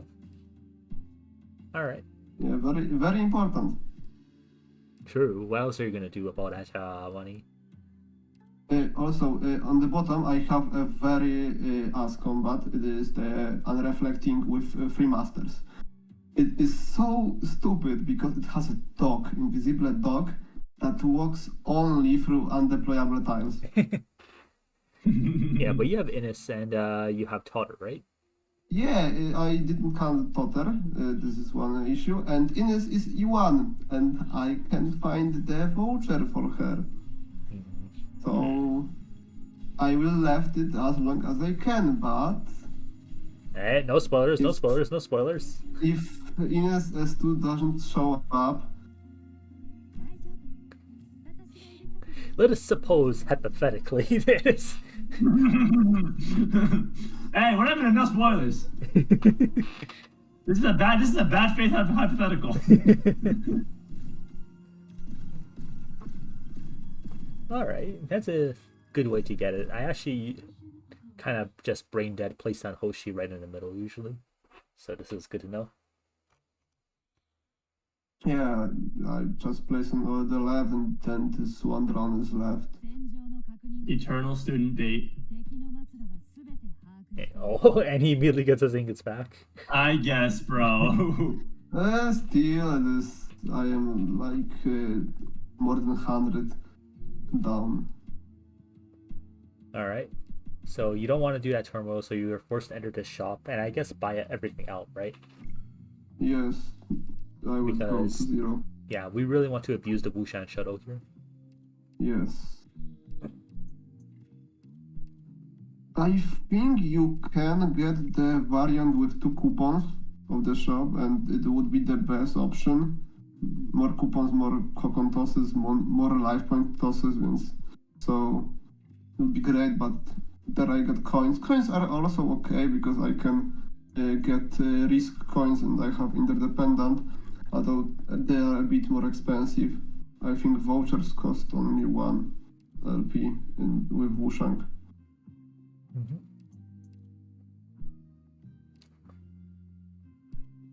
And like I said, if you have enough life points, so if you get a good setup to farm life points, you would be able to loop here with the coupons shop. Wait, why did you get rid of ball, steel, and soil here? Which one did what? You got rid of steel and soil you had. Because I won't be going through that much of Yeah, but there's combat, non-combat at this point. yeah, but like, couldn't you have gotten rid of like one of your risk coins instead? Like, you still get a few more I units, right? probably could, but I am not sure what I did, why I did this there. I probably wanted to have more risk, but okay. Normally it would be great for turtle, right? Turtle. If you get turtle, just pivot to get as many risk coins as possible, no matter how bad they are. I didn't have turtle hairs here, so not sure why that did this. And I also forget in this run about rule. I took the Haven collectible. I could have gotten 2 more boss collectibles there, but I won't do this because I forget.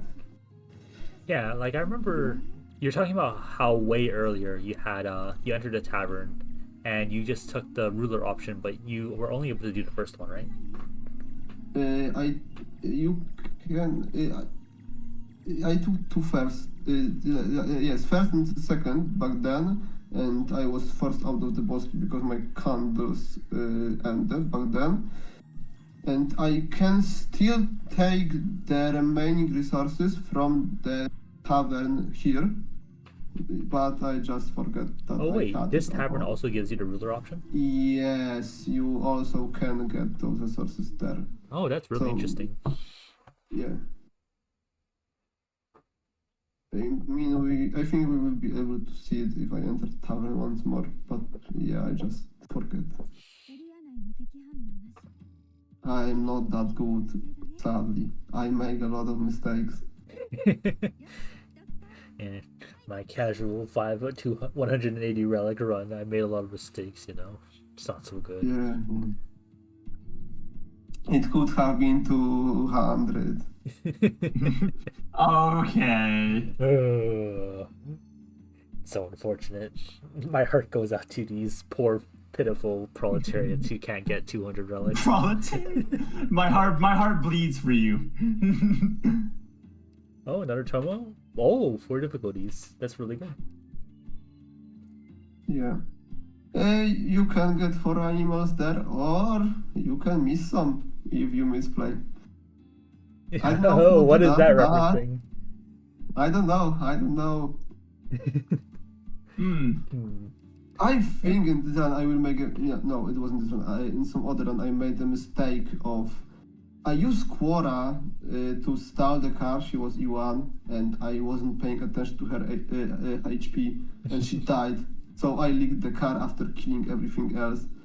Yeah, it was very sad. Yeah, good thing Radiant S1 is inhumanly tanky. Yeah. Although here you would prefer, if possible, S2 because more damage, need help with animals a lot.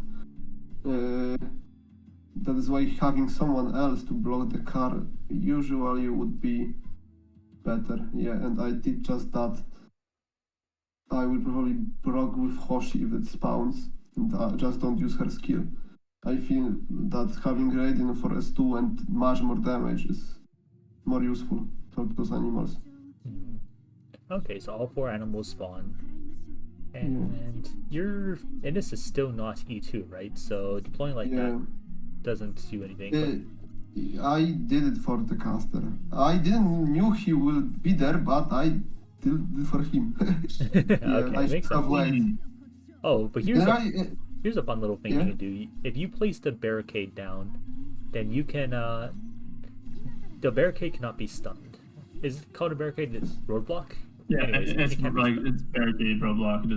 It's not. I there will rely on IS6. She will tremble the guy there.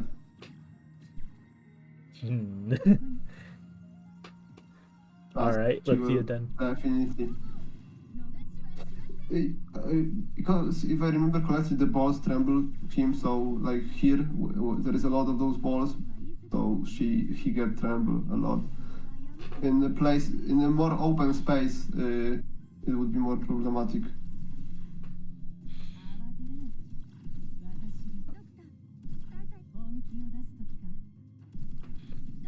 All right, the bear is just okay.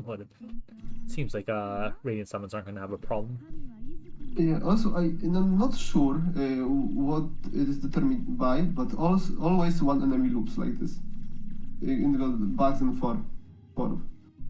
It is usually the golem if all are spawn, but a car never loops. A shield guy and the caster can loop. Oh, that's good. Like go back and forth. Also, for difficulties A, so the vial with 4 animals, in the normal boss key always spawns only one enemy at random. Here, it is always 3 enemies. For difficulties B, always spawns all enemies and only one animal. Yeah, it seems like yeah, the ending 4 boss key in general makes each map slightly harder, right? Although at the point, Yeah, mainly different, I would say, but yes. They are harder, but you don't feel that much on this point. yeah, I mean you have like 10 operators. Yeah, and stats. Above all else. Lots of stats.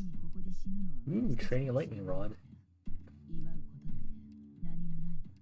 And now in a The lazy skill 1 relic, no way! What lazy skill 1? She won't do damage with this. No. Yeah. Oh yeah, sorry. Okay, With 300% attack, she won't do I damage. was thinking with Curio. Oh, with New Curio, that Curio is so bad. I pick it, but it's so bad. Alright, so he's here. You don't have Totter, you don't have Invis reveal. And so you can't get the dog, right? Yeah, I can't. Silver Altar would be better because he can reveal at U1 if I remember correctly, but with the tournament bans, I couldn't pick him. Alright, I'm gonna go to the washer for a moment while this gets done. Alright. Lucas, make sure that Alyssal doesn't slander me. Okay. If you say nothing, I won't say anything if you don't. Okay. I don't know what I can say. Okay, Bait was the one that leaked animals on 4 difficulty. It happened. Yeah. Damn. I always knew he was a fraud. Yeah, and like I was going to say, he won't be able to came back in time because the stage is already over. Yes. There is no evidence left over. There is no Warren bossing said. Huh.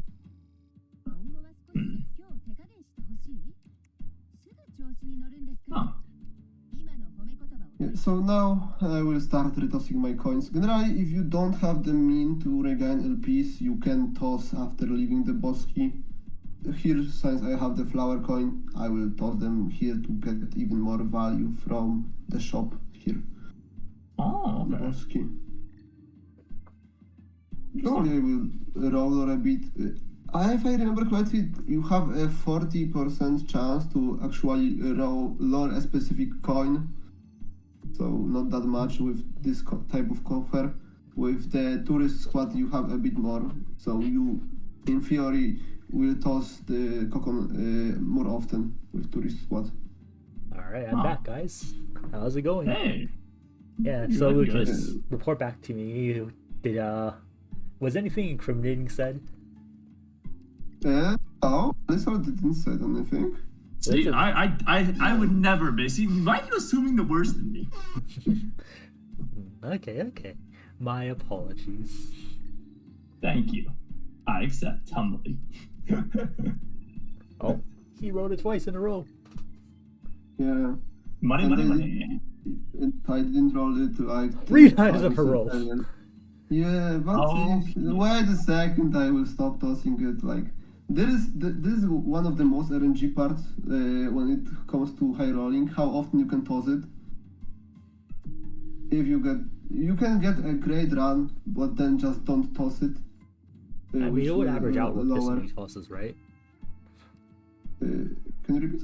It would average out with this many tosses, right? Yeah, but if you are luckier, then average you will get more coins, so more collectibles. I thought that was the like the fundamental idea behind like the loop, right? Was that you make it so your coin box like eventually the odds of you tossing what you need are like just so high that you just don't care. Like I said earlier, you wasn't there, right? With tourists, you should have better chances of tossing a particular coin. That is why it is theoretically better, but it has the RNG layer related to actually getting a coupon. Yeah. Like my highest high roll was made on tourist. I normally played on support, but I just decided to do one run just for fun, and casually got every possible source of economy. Yeah, very fun, very cool. Together with good, yeah. Yeah, Very casual. Yeah, my respectable score got completely blown out of the water by this guy. Oh wait, that's a spoiler. You have 2 more runs left. Surely you will get I mean, a higher score. I'm not sure for Yeah, of course. Yeah, It's only a matter of if he cares enough to do that. yeah. There are some extra LPs to buy even more stuff. Oh, this is actually a good play by you. You toss all your stuff inside the boss key. Yes. That way, you can abuse the life points more. Yes. Without the means to regain the life points, you can just toss them outside. It won't matter there. If you get, for example, the so-called cannot coin, the mentioned earlier from the encounters chain, that will decrease prices of stuff, you need to have it tossed for it to work. So then you should save some coupons for after you leave the boss key to actually toss it before entering the shop. I like this guy looks at the relic and looks at the fact that he can reroll one more time if he takes the risk coin. He's just like, it's time to gamble. It's time to gamble. As God intended, it's time to gamble. Yeah, I shouldn't send Matterhorn there. He wasn't necessary. I will have one more collectible. So important. It's time to gamble. And he gets it. As the skies will it. The only thing left is sending Radiant and moving on to the most interesting part of the run. Most interesting, Yeah. quote unquote. Yeah. Yeah, I surely won't order another Chipotle burrito while that goes on. What? All right. Actually, all right. Interesting discussion. What is your favorite like non-fast food but still sort of fast food place? Like I'm talking about like stuff like not like your McDonald's, but like your Chipotle's. You know, like thing where you usually have to actually go in and go through like a line to order. Oh, all right. So I'm a pretty big fan of pizza, right? And As we know. okay. Okay. Continue. All right. So what happened was that there is this pizza chain, all right, over in Canada called Reginald's. All right, and so the first time I had Reginald's, I got a Hawaiian pizza, and it was amazing. It was so well done, all right. I love Hawaiian pizzas, but yeah. So I was raving. It was like, holy, this is such a good pizza chain. How have you never heard of it, right? And so I was a lifelong fan of that. Well, like a 5-year-long fan of that place, all right? I would just order from that same place every single time. Like those guys knew me towards the end, all right? They would just I'd walk into the store, right? And they would just start inputting the order. Like that was how much we knew each other. What a loyal customer. Yeah, so anyways, And then but I always showed it, and I was like, why does no one else talk about this place, right? And it turns out I went to a different Reginald's, and it turns out other Reginald's are utter poo. Like I was in shambles, right? It was like the crust was dry, there was barely any toppings, the sauce was terrible. It turns out it was just that one Reginald's in particular that was good. Yeah, and it was a fated encounter. Yeah, and I tried out other Reginald's too, right? I was like, there's no way, like, it's just a coincidence, right? So I tried out like 3 different Reginald's, and of course, they all sucked except for the one that I used to go to. So I'm sad. And I'm sure they really appreciate your loyalty, though. Thanks. Even if it's the only time you showed it. What? You know, I'm a very loyal person. Heartfelt, honest, intelligent, handsome. Whoa. Humble. Okay.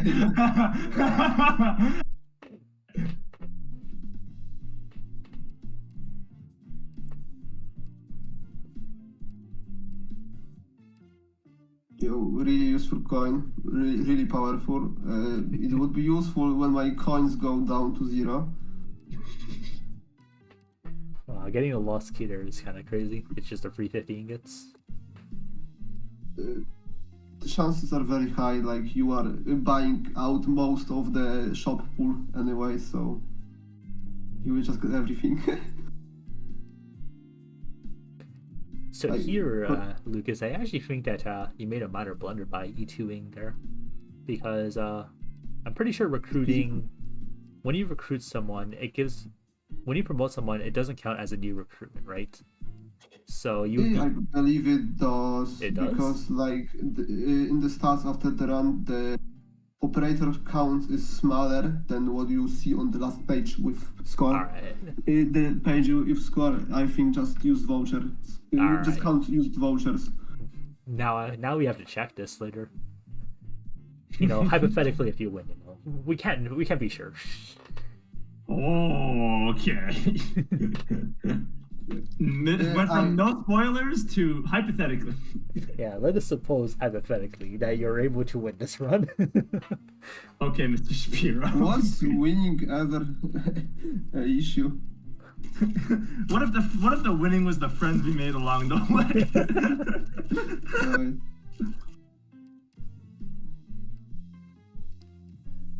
I mean, below, so we will be able to see the page at the end. Yeah, true.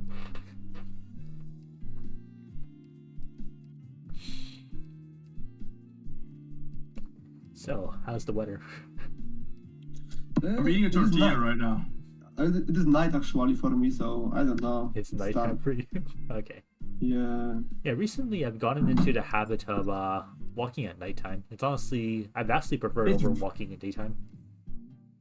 See, he gets it, right? I love doing this. It's really, even though it's like my neighborhood isn't exactly the safest, it's really nice.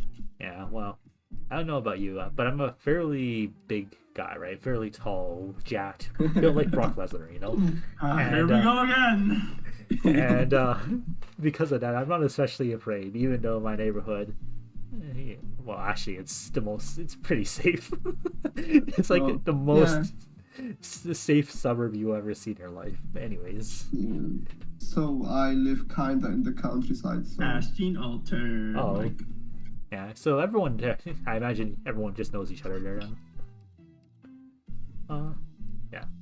So anyways, walking at nighttime, it's pretty nice because you also get to see some shenanigans, right? Like you get to see some skunks and animals just wandering around.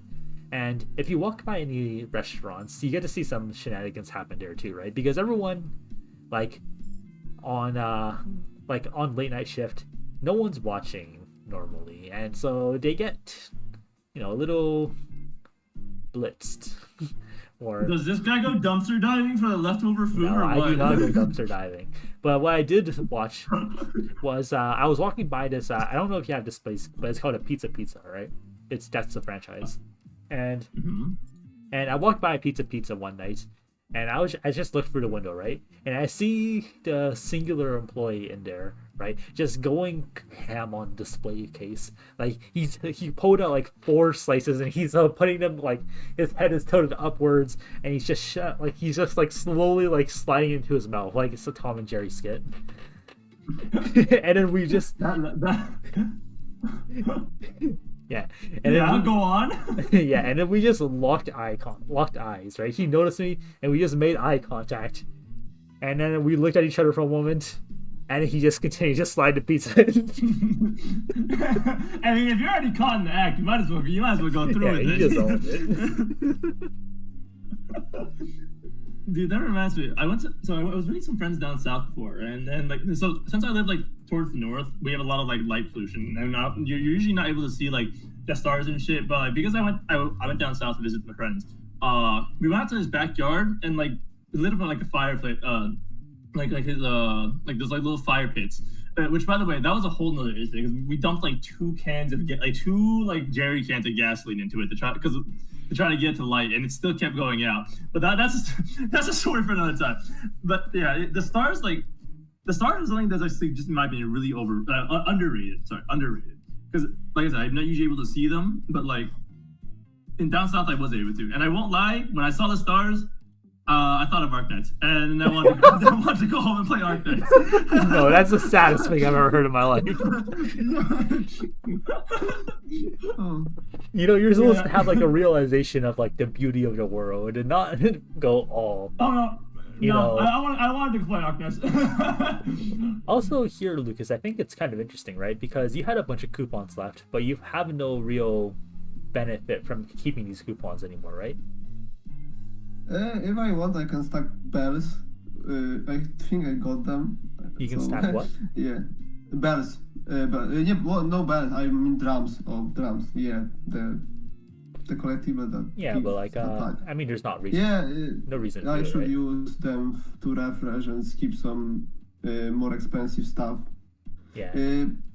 By the way, it is capped still. The 4 coupon refresh. You can refresh 3 pages. But for 4 each, and after that you can't refresh with coupons anymore. You can still just get the free refresh from buying out the page, but the free refresh isn't a thing. Yeah. The 4 coupons. Yeah, so I was thinking that you could probably sneak in a few more relics by just refreshing the page and then getting the 8 ingot. Yeah. When getting the 600, I did this to skip the vouchers and coin and just buy the 3 pages of kettles. By the way, no shoes. It would be so beautiful promo solo, but I need to place a bit more. Yeah, your 200 relics weren't enough. You need more. Time to watch the shop, right? Yeah, it is funny because this shop roll can be hard if you low roll. You don't low roll, but if you do this, it can be hard. In the imaginary case where yeah. Personally, I always just use Radiant for this, and I sent out everyone else. Yeah, I prefer to have Radiant for ending 4, especially with the tournament condition when I need to feed dragons. Yeah, I think that's that was definitely, it was an interesting tournament condition, right? Because it forced you to send in a bunch of disposable bodies. Or just get something like 0 deployment time gravel. Yeah, that works too. Yeah. Although it is actually funny thing about this, it is problematic when you have that many collectibles. Yeah. Yeah, I think so like if you crying on a golden toilet. I was going to say that if you roll that high, some of the original objectives are harder to get. Yeah, I remember in my run what happened was that I was trying to feed every dragon, right? And I fed the dragon on spawn, but it died before it could transform. Yeah. So, yeah, that was cool. Also, another problematic thing, the boss spawn additional Statrugeist his attack in his phase 1 when he's invulnerable, but keeping them alive also is a problem with that many collectibles. Because just deploying stuff or the lazy lightning at 990p kills them. They don't have enough HP. This is so sad. This is so sad. Can we get 10 likes? Yeah. All right.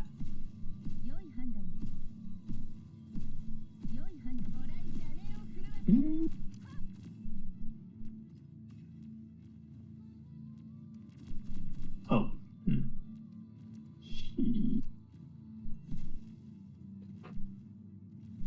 All right, one more shot buyout, and then it's time to go on to ending 4. Yeah. So maybe we'll talk about the extra condition right now. So because I won't just kill the boss, I will do some extra stuff. That is why it will look a bit different than it should normally. Normally you would just burst the boss and end the fight in a few seconds. But here I will be trying to feed all the dragons. This is one of the conditions. Another one is to clear the fight leakless, but leaks made by the big boss eating enemies doesn't count, because this is an next objective, to feed some enemies into the boss. Each enemy feed into him gives some points. By the way, this in theory makes the fight harder, because every enemy he eats, he gains increased attack, and it can scare quite a bit. Something interesting, I think, happened there, right? Because you overrode Megamus, but wouldn't Megamus be good for keeping the statue guys alive? It probably would, but for the small ones, the smallest one, the ones on the left, they have like 300,000 HP. But the smallest ones spawned by boss have only 16k. 60k, I think. And then die very fast, just by some random bullshit happens. I don't use damage against them, they just die. So it would help, probably, but... The woes of Hyrule. Yeah. Another objective was to kill the big boss with only one operator damaging it, and the blocking with base 0 or 1 block operator. Huh. Yeah, this should be all. Oh, yeah, and leaving statue guys alive without switching them off. You know, I remember... So I have a Eunectus at E2 because for base, right? But I never actually got the module. And I remember, so what someone said, so I was doing my run, right?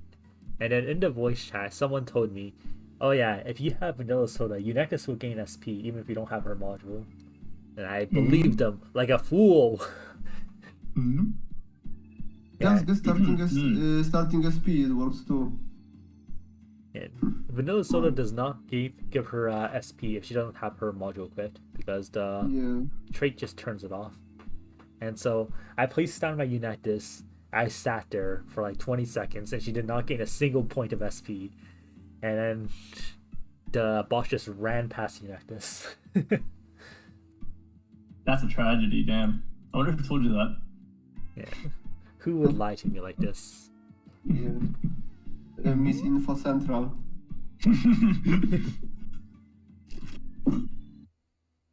By the way, at this point, I even should be able to block the boss with something like Ascalon, because I probably had Children of the Wall and some other block collectibles. So Eunectus wasn't necessary there. I think she will get like 5 block count on skill. Alright. So now the fight has begun. Let's see it. And we start off by doing nothing. Yeah, I don't know. I was thinking about something. Yeah, pause and think, guys. Important. Helps a lot. This is the world's first time that anyone has ever had to think about anything in ME4. Yeah, those I think that's a little those disingenuous. extra objectives, those that like without them, yeah. Here I place pure stream to bait the attack of the boss and spawn the statue guys. He will only attack if something is in the row, in his row, and he doesn't attack like every teleport checkpoint he does. Oh, By the way, actually, this I'm is not sure. Yeah. this is a good time. Why don't you tell us about what this boss does? Do I know what it does? Yeah. I cleared this fight like 15 times before actually reading the mechanics. So, yeah. I think that's a perfect summary of IS6 DLC 1. Yeah, I think too. Like, he's now invulnerable. He teleports and he does those attacks that hit one operator. It hits operator in the same rows as he is, and isn't last deploy but the closest one. Here he attacks May. Spawns that two guys. You see, she one-shotted it. How do I keep this alive? Yeah. The small one has a big DR, which is problematic if you don't have like hard CC. He also has status resistance, so stuff like stun won't work that good. So bind, of course, always bind is great against him, or just block him with something. He has base free block count, and after lowering his HP below 50%, he gains an extra for the total of 4. That's why Motorhorn is a peak, because with model he has a base of 4 block count. Yeah, and the big one is invulnerable for some time. He gains. He can be attacked after killing the small one or after some time passing. Yeah, this would be it. Now you should kill those two guys on the left. There. Okay, the ones on the left will spawn the dragons after the boss phases, but the ones spawned by his ability on the small ships, so they are mostly harmless. Okay. Also, I noticed that the middle statue guy seems to be not doing too great. Yeah, like I said, they're just dying. They don't have HP, and like the strikes from the collectible or really placing anything, because I got the thing that damage enemies based on DP I use. Insane. Also, she won't be able to block here, I think, because the boss will be stunned for eternity. The woes of IS6. Yeah, too many relics. Can't think of can't take into account anything. All right. Well, if all the statue guys are if you already killed the statue guys, you might as well kill them all, right? I mean, the one on the left will survive. They have enough HP. Yeah, but like the statue guy's condition is you have to leave them all alive, right? So. No. You get points per every one alive. So one alive is 25 points, and so on, depending on how many of them can survive. Okay, it makes sense. So, assuming you don't have insane collectibles, you can spawn like 12 of them on the right for extra, it would be 300 points.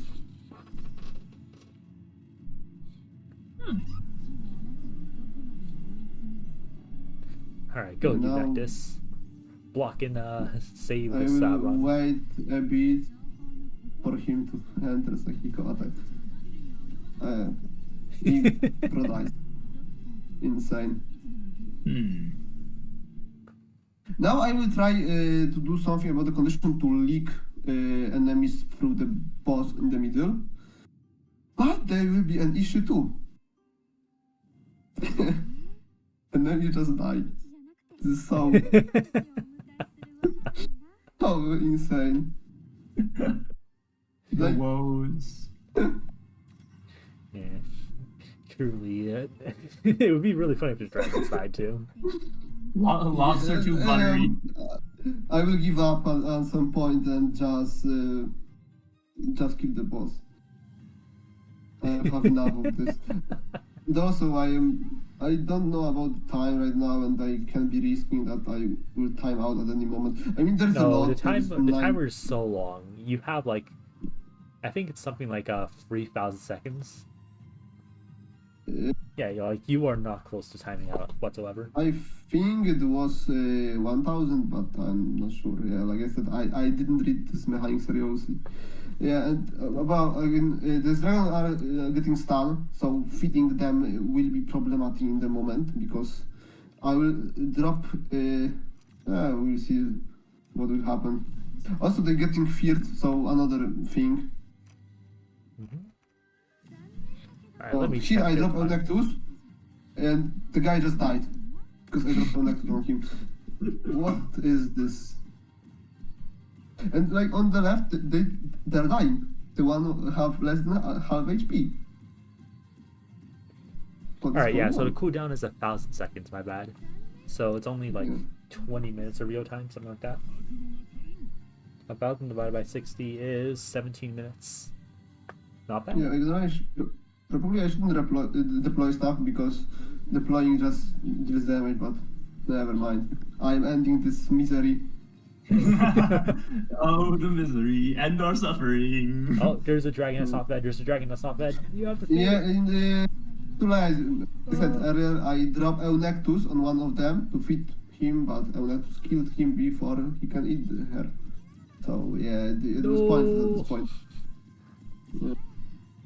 Somehow And this you is see, sucking. the two guys were alive, barely, but they were Yeah, alive. congrats. Yeah. You won.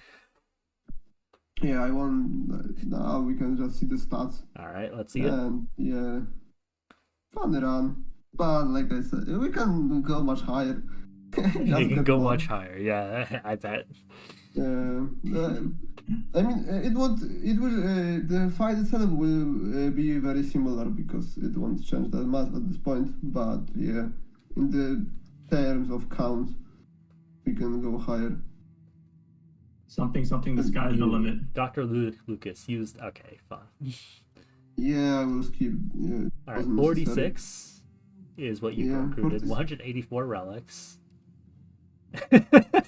It should not take this many scrolls to get past this. This is... Alright, 46. Yeah, okay, yeah, so promotions do count for the score. Yeah. 3,142 score. And that, Yeah. combined with the relics you got and the condition you got, I think you had a score of, what, 6,600? Yeah, something like this, over 6,000. Yeah. Alright. Well, that's the end of this recording. And so, it's time for you to pull poker, Alyssal. I know. It's the end of the stream. Right now it's crazy. Alright. It is too early in the day for poker. You might be the real gambling addict. Yeah, okay. So, yeah, that's the end of this commentary. I hope you guys enjoyed it. Do you have anything else to add? Yeah. If anyone will be watching this and have some question, ask them. Either on Discord and ask them there, or you can even ask under this video. This will be a video. Yeah. We will answer. Probably we skip some thing that felt obvious to us, but you may have some questions still. Oh yeah. Join IS Central. Yay! We need more. Yay! We need more. We do need more. So swing by. Ask any questions like Lucas said, or just come banter with us. Yeah, we. Yeah. Yeah. I was gonna say we need more sacrifices, but keep okay. We've been playing a lot of Stronghold lately, so if you want to come join us for that as well, feel free to. Yeah, Stronghold Central. Yeah. I need to play this game, but I still didn't unlock the hardest difficulty. It's a lot of fun. I just like IS more. Yeah, I guess knowledge check and remembering this all new stuff is a bit tedious for me. I think I need to read a lot. Yeah, I do agree, right? Stronghold, it's kind of weird how much knowledge it requires to kind of abuse the systems. But I think it's overall a decent game mode. It's like I mean that comes with like any auto chess though. Like TFT, like you have to do it like every new set and all that, you know. So it's fun. It has its own charm, you know. Yeah. Well, but it's not IS, so I think that's fair. It is not IS. It is not IS. Yeah. All right, but either way, I think that's the end of the stream. If you guys like it, be sure to let us know, and I guess we'll schedule more commentary. If you guys hated us, or rather hated Alyssal, because how could you hate? You mean hate bait? No. Yes. It would be Alyssal if that would be the problematic element here. So he says. If you have critiques about the commentary, things you want to give feedback on, make sure to join IS Central, and we'll be sure to listen. Or if there's just anything you want to see next, you know, feel free to give us suggestions, and you know, we might do them. Yeah. Who knows? All right, then. I think that's everything. Should I end the stream now? Yeah. I think we should. All right. Bye, everyone. Yeah. All right. See you Bye. later, everyone.